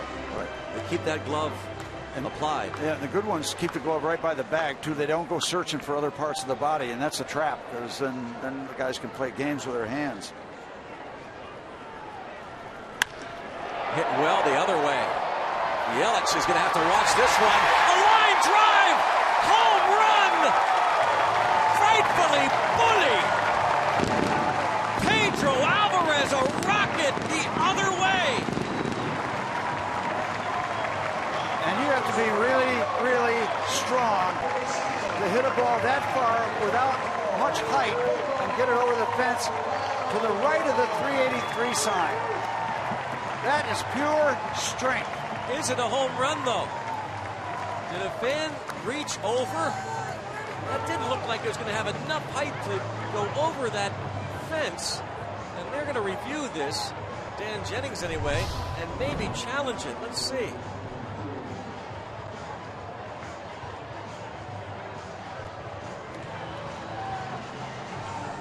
I don't know. He's out waiting for some kind of indication from his bench, and now he's going to pursue it. Well, I don't think they're going to be able to overturn it from those I don't see much angles that we've seen. I don't right? see much white with that foam padding in the background. I mean, there's nothing clear yet. I mean, he does reach over, but the ball looks like it kind of hit off his wrist. Yeah. Is it over or away? You almost need to see the weight of the baseball against that green padding. Yeah, see, it's way back there. The ball hit off like... Yeah, maybe off the top of the padding. I think it hit off his... more toward his elbow, that fan. But that ball didn't have any height to it. That was a line drive. That's a gap shot. That's a double for most human beings.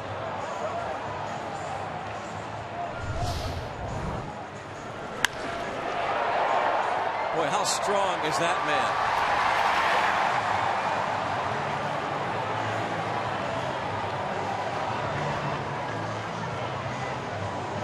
We're waiting to see if this is Alvarez's 9th home run of the season. Joe West, the crew chief. Pitch was outside. It's a decent pitch, and Phelps has been really hurt by some good-looking pitches. Pirates have hit some very good deliveries. This is not a challenge, by the way, just a crew chief review.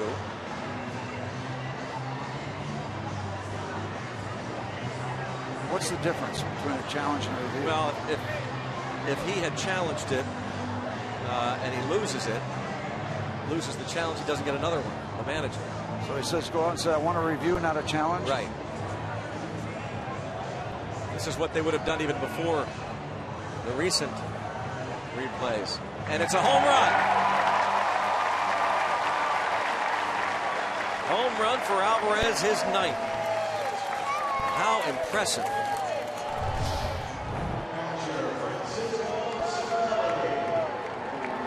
There it is.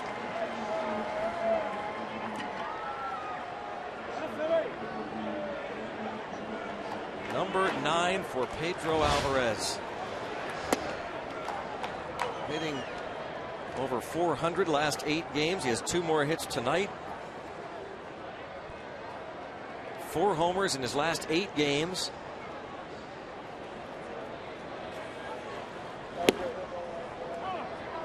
Cervelli 2 for 2. He had a home run the other way in the second. How about the production from the 6th spot on down? Yeah, how about that?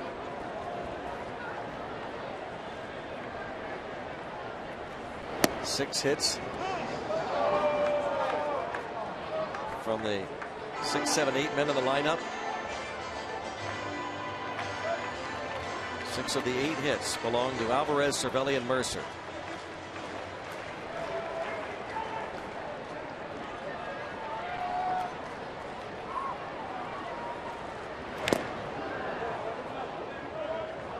Well, Phelps, who hadn't given up a home run in his first 9 outings coming into this one, has given up a pair, both the other way. Cervelli's to right, and Alvarez, that line drive home run to left center field. That's a long way to go the other way with a line drive.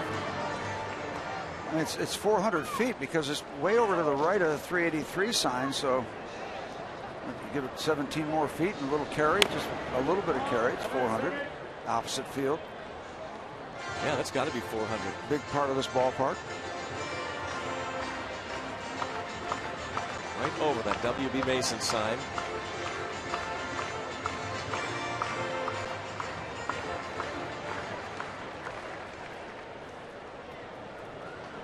Opposite field home run for Stanton.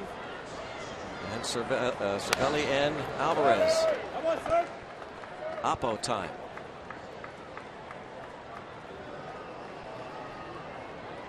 I hope John Wayner's watching all this. He's smiling, wouldn't he? Yeah, he loves the opposite field. Yep.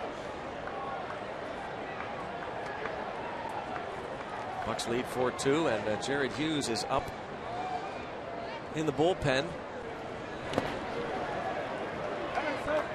Cervelli battles Phelps.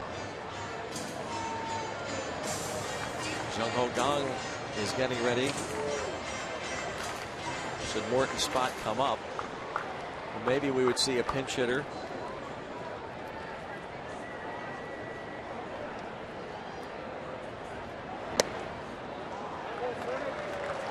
Chance to add on. Glenn Hurdle would certainly look to do that.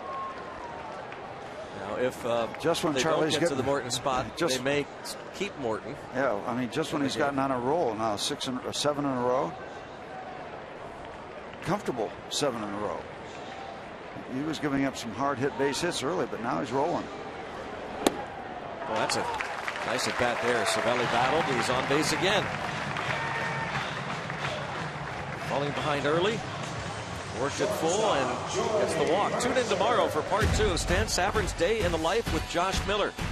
Sit down with Stan as he prepares for Pirates pregame on Root Sports and discusses local personalities that changed the Pittsburgh landscape. A Day in the Life with Josh Miller tomorrow at 6 on Root Sports. You and Stan were talking Cleveland Indians baseball earlier today. Yeah, a little win streak for the Indians. How are they doing tonight? They're getting beat. They got beat. They had won 6 in a row. A couple of long-time Cleveland Indian fans talking about their tribe in the old days, in the 1954 season when they won 111 games on a 154-game schedule. A roller towards short. Echeverria takes care of Mercer, but the Pirates add on. Line drive home run from the Big Bull. Some 394 feet the other way. 4-2 Bucks.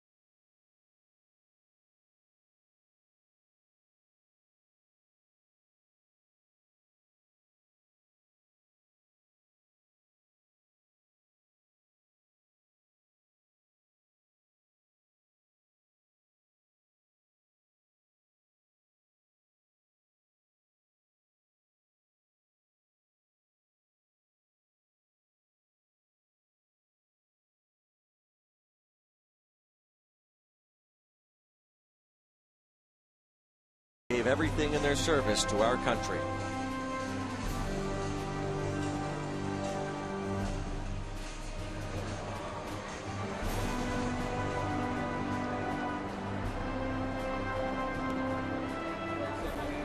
Buccos leading now 4-2, and so Charlie Morton will go out for one more inning, as they didn't get to his spot in the order. This be something if he a little rocky start, but gets a 7th inning under his belt. Line drive, base hit up the middle. Well, let's hope he can get another ground ball, face the minimum here in the 7th. Hurley's going to check on that bullpen. Not going to waste much time. Christian Yelich coming to the plate. So Hughes was up, as you saw earlier. Yep, not much wiggle room right now. Yelich has bounced to short and singled to right. Charlie's got to get the 3 outs here to stay in this ballgame. There goes the runner. Bounced to second. And another ground ball out. Yep. They sent the runner. That was perfect opportunity for double play. Dan Jennings pushing the right button.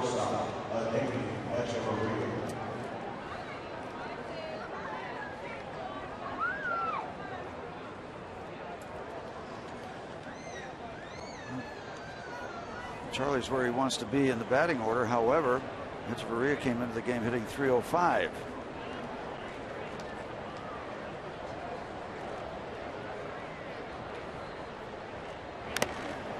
16 ground ball outs from Charlie Morton tonight.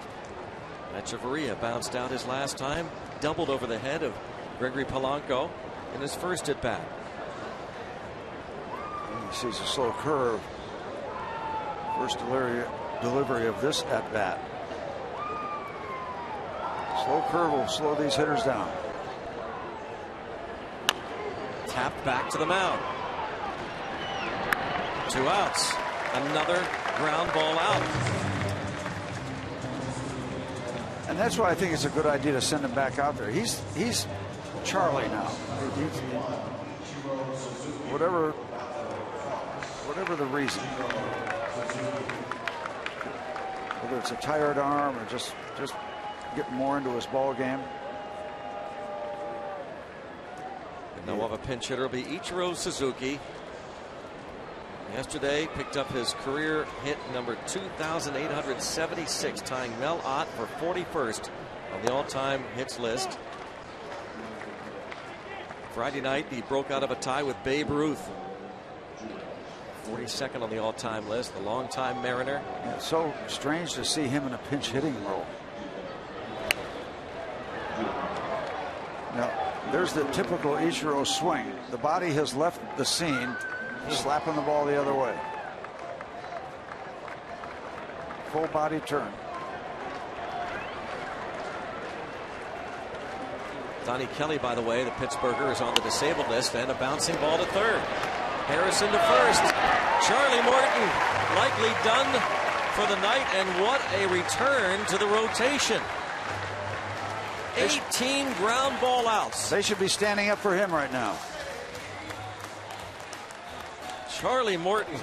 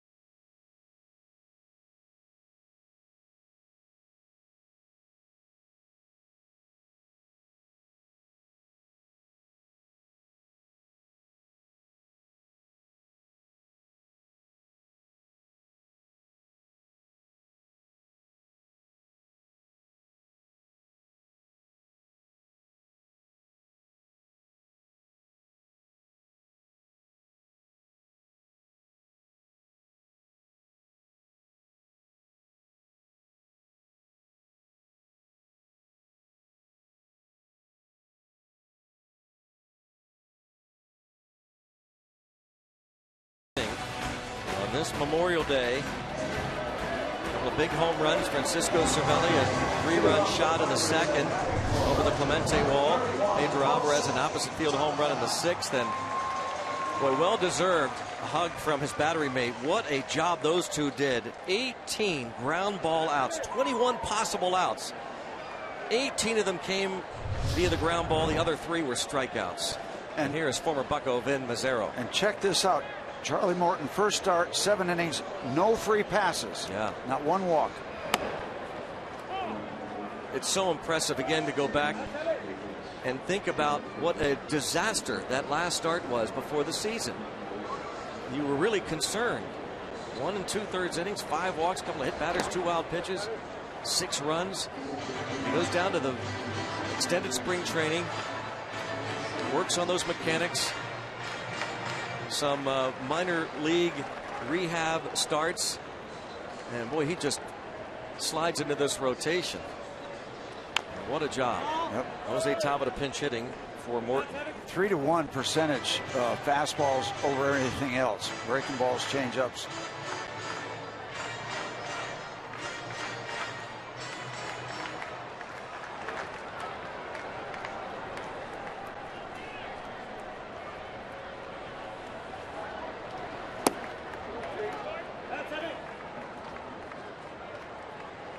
Tony Watson will pitch the 8th.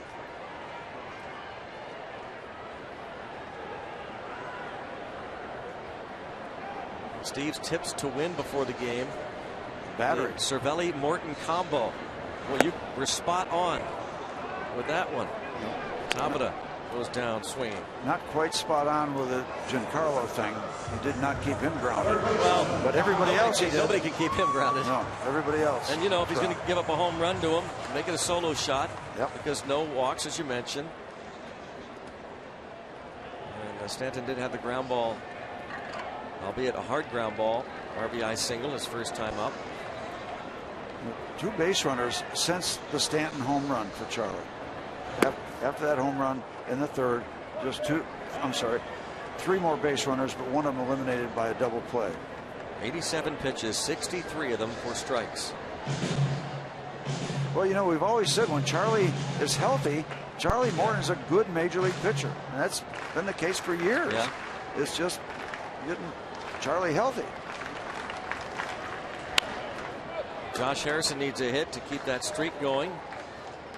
Robbed of extra bases on a sensational catch in the 2nd inning by Stanton, leaping up against the wall. And now here comes Todd Tomczyk, Pirates head trainer, and something doesn't feel right. Did he take a foul ball off his leg? Must have. Off his foot.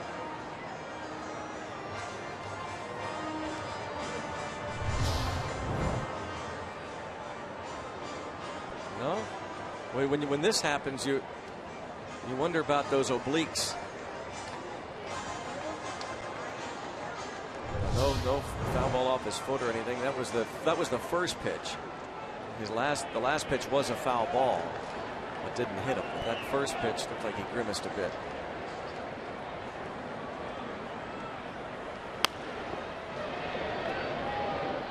Still 0-2.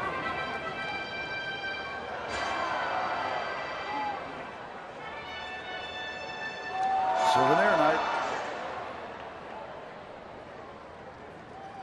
There's your man again. Yeah. Is that called a natural? You got a natural working there? I think so. I think it's an unnatural. And the tie. Yeah. Stylish yet understated.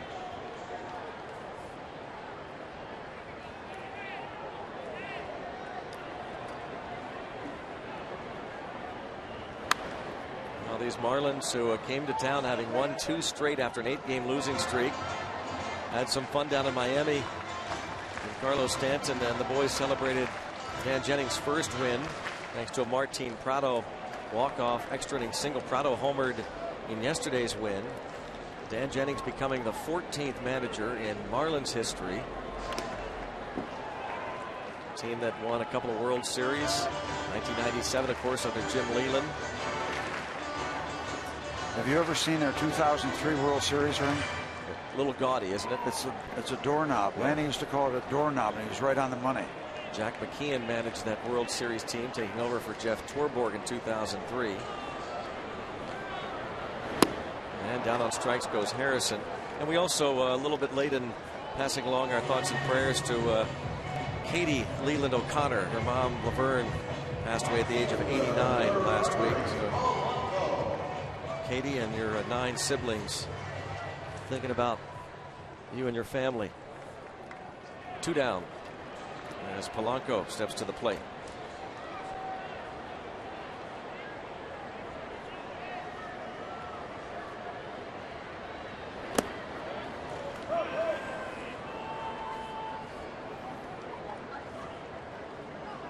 Polanco has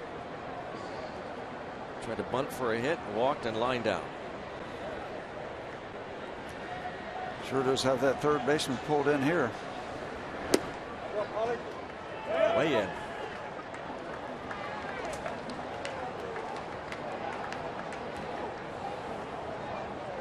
You see him in on the grass.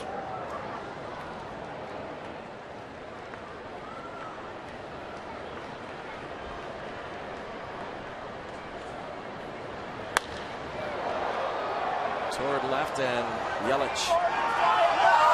1-2-3.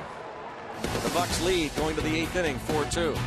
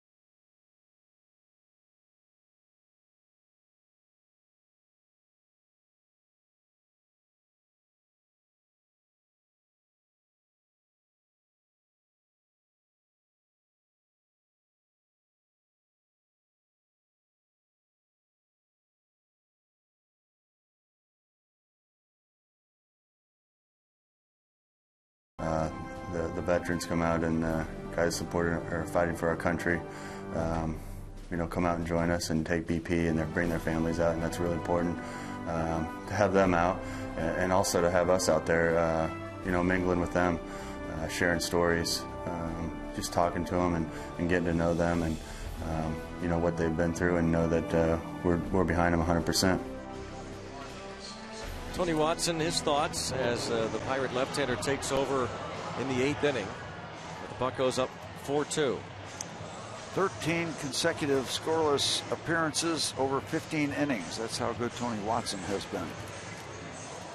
And just to revisit the fact that Morton went 7 without walking a batter. So the last, going back to this string that started Friday night with Garrett Cole and continuing with Burnett on Saturday and yesterday Liriano. Last 28 and a third innings by Pirate starters. A total of 3 walks. 28 and a third innings.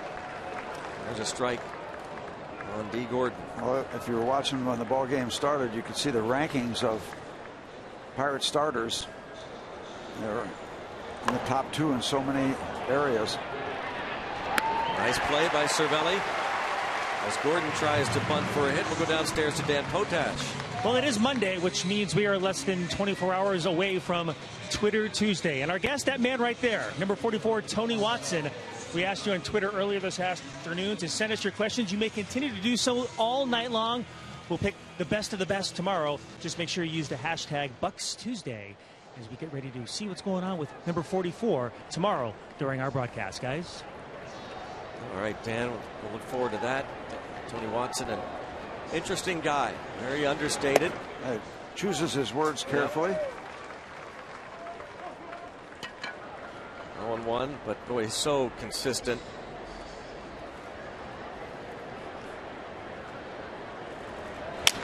Broken bat, look out. Base hit, shattered. The Ozuna bat.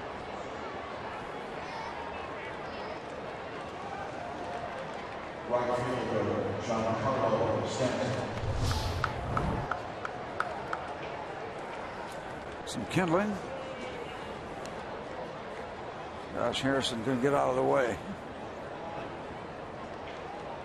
He's not concerned about the ball. That ball's gone. It's the spear that's coming after him. Well, now here is an interesting matchup. Giancarlo Stanton. That's not interesting. It's dangerous. Yeah, the top power hitter. This side of Bryce Harper. You want to include Harper this season, but Stanton, the ever dangerous right fielder, slugger, who has already homered. The mask off here against the lefty, and a drive to left field. Marte going back, and Room will make the catch. Runner at first is tagging, and a wide throw. Otherwise, Ozuna would have been a dead duck.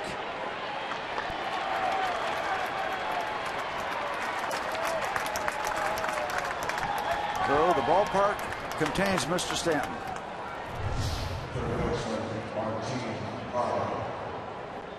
Got it in far enough where he couldn't get all of it. Got a lot of it because he's that strong, but couldn't get all of it. Now here's where it gets interesting. I'm not sure I understand the risk there by Ozuna. This run means nothing. Boy, still close even with that wide throw. He might have heard from his new manager had he been thrown out at second. Now Martin Prado. Stanton does not use that guard against left-handed pitching, and lined to the warning track. Ozuna advances, and Prado 1 for 3.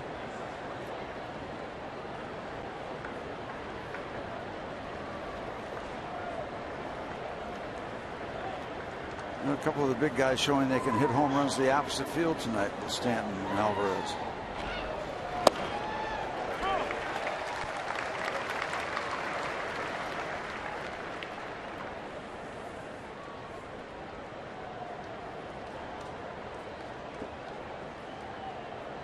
Prado hitting .379 against left-handed pitching so far this season. 11 for 29 with a home run.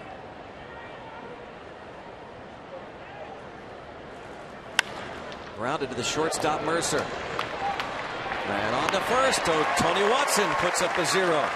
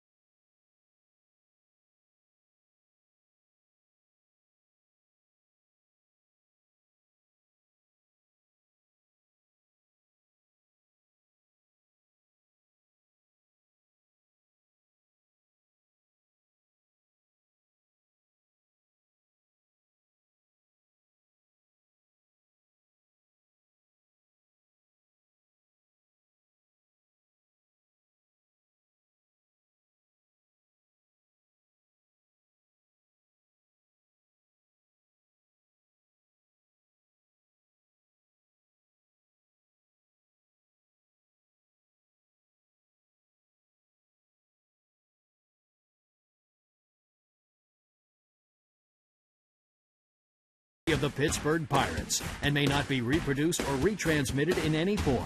And the accounts and descriptions of this game may not be disseminated without the express written consent of the Pittsburgh Pirates. MLB.TV Premium, the #1 live streaming sports service celebrating 13 years. Watch every out-of-market game live or on demand in true HD on over 400 mobile and connected devices. Real-time highlights, live look-ins, pitch tracking widget, and more every night on every device. Blackout and other restrictions apply. Visit MLB.TV for details. Andrew McCutchen taking ball one to UPMC scoreboard. Pirates up by a couple, and McCutchen, high fly ball to left field, just missed, sending that one a long way. And it's still driven deep, but that was close to being a long home run. Long out. Nissan road ahead for the Pirates. 2 more with the Marlins tomorrow night, and then Wednesday afternoon. Then it's on the road out west to take on the Padres and Giants. Off day in Atlanta, take on the Braves, and then back home in June, host the Brewers and Phillies. Now the Pirates will send Jeff Locke to the mound tomorrow night against a likely call-up from their minor leagues. Jose Urena, we're hearing, is probably going to go tomorrow for Dan Jennings. He's been pitching in their minor leagues. He'll be making his major league debut tomorrow night. Strike on Marte. TBA. Sounds like an airline.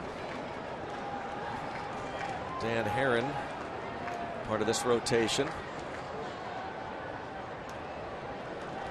They expect to get Jose Fernandez back sometime this summer. Their ace, back from Tommy John surgery. Henderson Alvarez, who has started 4 games, was placed on the disabled list along with Matt Latos. Well, they've missed 2 of their starters recently going on the DL. Latos, who's not been very effective. 1-4, 6.12 ERA and 9 starts, goes on the disabled list with a left knee injury, and Henderson Alvarez with a right shoulder issue, some inflammation in the shoulder. So it's been a lot of Dan Herron, won 4 games. Hit hard up the middle, and the second hit of the night for Marte. Looked to the naked eye like that ball was up in that good hitting zone. Right back through the middle.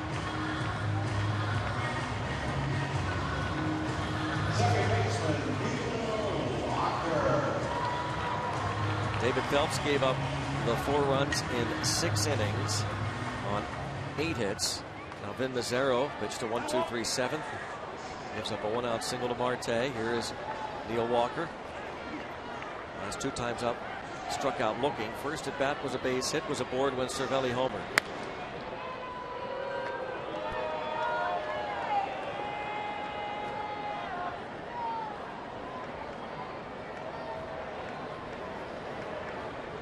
Interesting results out of the lineup. First 3 batters, 0 for. But when you're pitching good, sometimes 4 is enough. 0 for 11, Harrison, Polanco, McCutchen. The rest of the lineup doing the damage.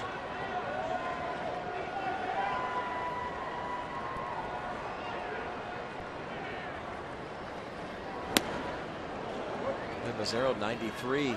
Did some pretty good work for the Pirates parts of a couple of seasons. Most of last year spent at AAA Indianapolis. But he was part of a very strong bullpen. 57 outings 2 years ago, a 2.81 ERA from Mazzaro.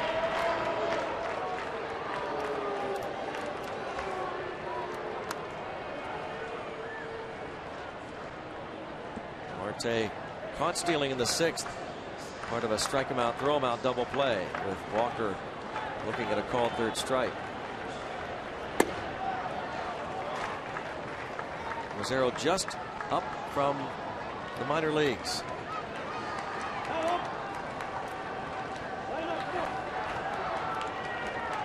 Well, we're on the other side of Stanton going into the 9th inning. That's a good thing. Close at first.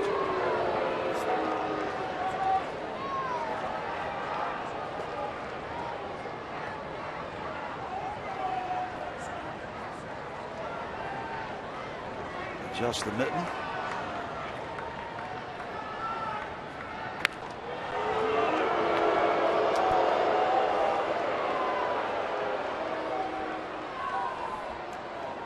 Zero called up Saturday from AAA New Orleans. Pitching coach Chuck Hernandez. Marlins team ERA 4.02. And Walker sends a drive to deep right center field.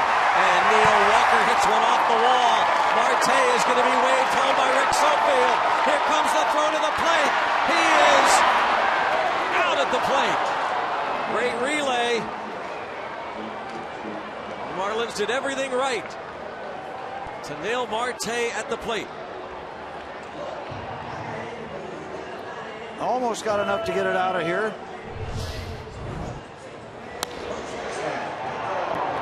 There's a look at it taken off.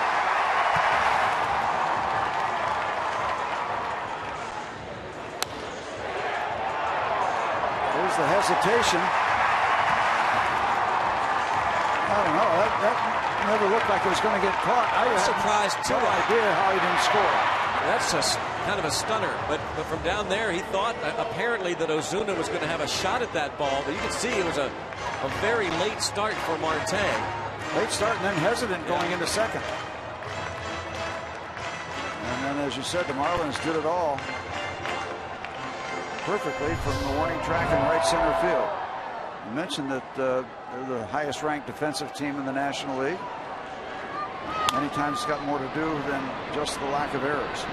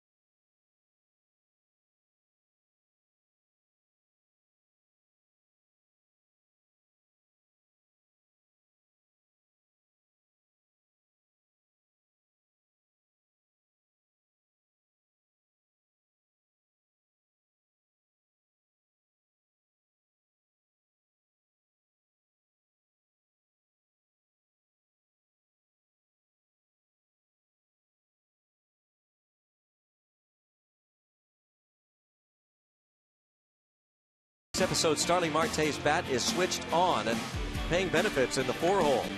Corey Hart had the heart of his career torn away from him and still trying to fight his way back with the Buccos and much more. Inside Pirates Baseball presented by Allegheny Health Network tonight after postgame on Root Sports. Looking for 3 outs. Rodriguez takes over at first. Mark Melancon trying for a save. It would be number 11. Watson, the scoreless inning. Morton was great. Watson was very, very good. A usual scoreless inning for Tony, and now Mark Melancon. Well, Marte not able to score on that ball hit by Walker in right center. Hopefully that won't matter. Mark Melancon will get a quick 1-2-3 out save. We're told that the changes are straight up, so Melancon is placed in the 9th spot of the order, even though Alvarez made the last out.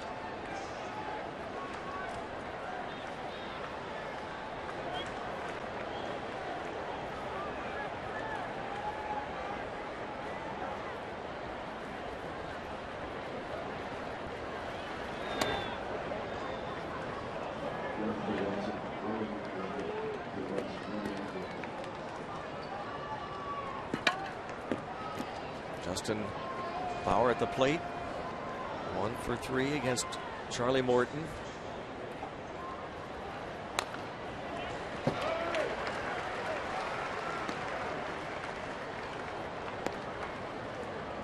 Melancon looking for his 11th save. Charlie Morton looking for his first one of the season. Career win number 37. And to deep right. But with room, Melancon. 1 out. Kind of a cross wind might have been holding that up a little bit, blowing from right to left. Pirates continue the series against the Marlins tomorrow night. Coverage starts at 6:30 with Pirates pregame, presented by W.B. Mason on Root Sports.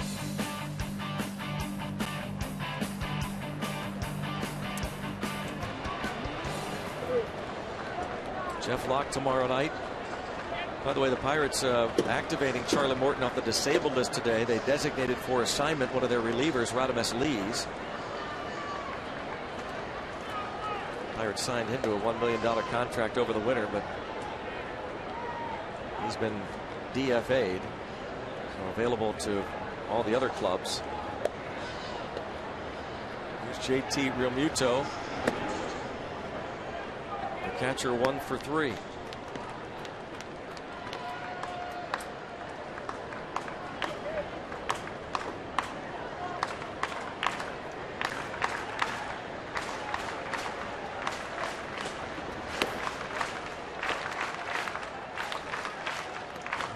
Bullpen now, the long man, Vance Worley. Remember, Worley was slated to begin the year in the bullpen with Morton in the rotation, but when Morton was placed on the DL, Worley a starter. 2-1 now on Realmuto. Yeah, it changed everything right toward the end of spring training.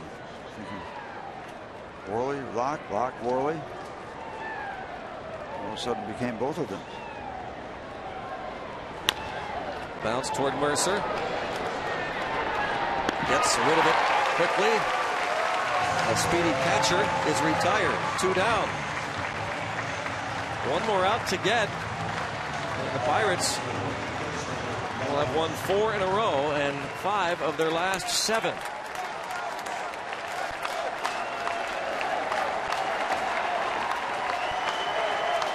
The Cardinals were winners, so the Pirates would remain 6.5 back. The Cubs lost.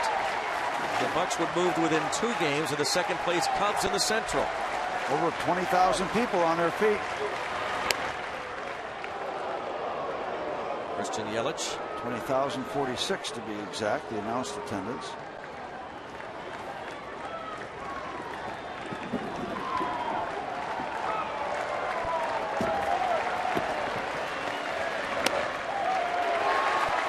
One ball, 1 strike.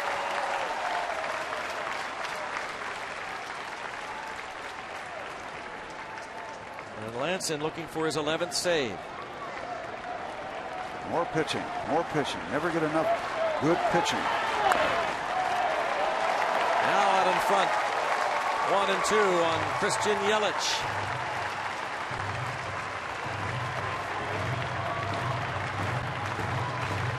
And Charlie Morton, a W, is returned to the rotation.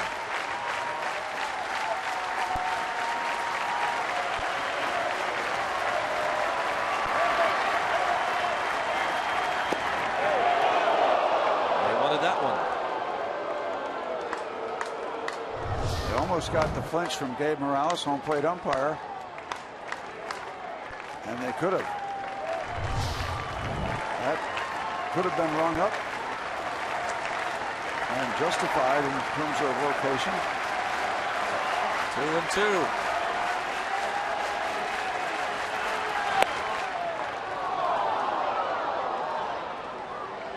Don't need any base runners.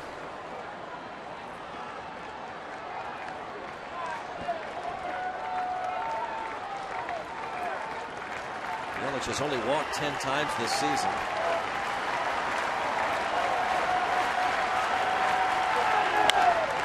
Back to Melancon. Mark the Shark says, raise the Jolly Roger. Charlie Morton. Fabulous return to the rotation. The long ball in play, and the Bucks have won 4 in a row.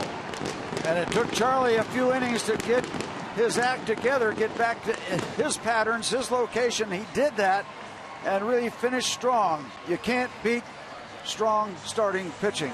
Simple as that. And that's why the Pirates are rolling. Pirates beat the Marlins in the first of this 3-game series. And they do move within 2 games now of the second place Cubs in the Central Division, as Charlie Morton went 7, gave up 2 runs, didn't walk a batter. And Mark Melancon earns his 11th save. The Pirates have won 4 straight ball games. Pedro Alvarez, Francisco Cervelli go deep in support of Charlie Morton. And we'll have a lot more to talk about. Right now, out to Robin Teague. Greg and Steve, thanks very much. First time since May the 13th the Pirates have gotten to the 500 mark, had that little trough, and now 4 consecutive victories. Teague, and playing very good baseball right now. Arguably their best baseball of the season when you combine the pitching and the hitting they've got. Right, and that's we've pitched better at times, we've hit better, probably hit as well at times, for short spurts. But you're right, as far as putting the entire package together, which was really the whole difference in the second half of the season last year, was getting the hitting to get going, and the pitching was still going fine. That's what made the big difference. That's when they made the big move. Right now, they can continue what they're doing right now. Got a chance to make a move again and get back closer to those Cardinals. Another terrific game for Francisco Cervelli. He is standing by downstairs with Dan Potash. Danny? Well, guys, the baseball season is almost 2 months old, but it was opening night for Charlie Morton. Francisco, you had a front row seat for his performance. 63 of his 87 pitches, strikes, 18 ground ball outs. Were you surprised that he was that dominant in his debut for 2015? No, I'm not surprised. It's the kind of pitcher he is. He get a lot of swings, a lot of ground balls, so he did well.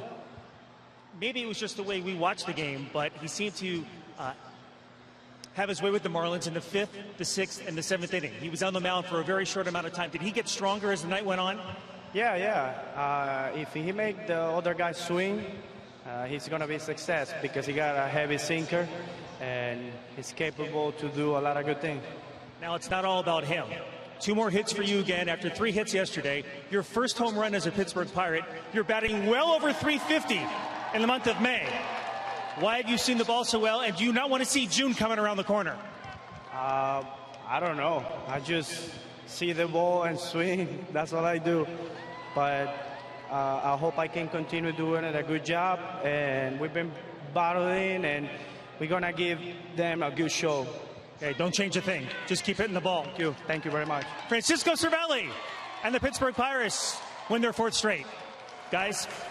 Dan and Francisco, thanks very much. It is now time for tonight's T-Mobile Game Changer. And we take a look at Charlie Morton. We didn't know what we were going to get, Teague, in Philadelphia. Last start before they shut him down and sent him back down to the minor leagues. Control all over the place. Control was spot on today.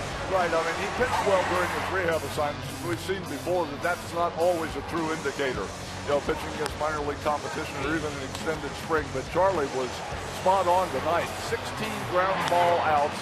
Not one fly ball out in the entire game. You talked about the sinker sinking and having everything going that he wanted to have going. Obviously, he was keeping the ball down. He was putting it where he wanted to, mixed in the breaking balls.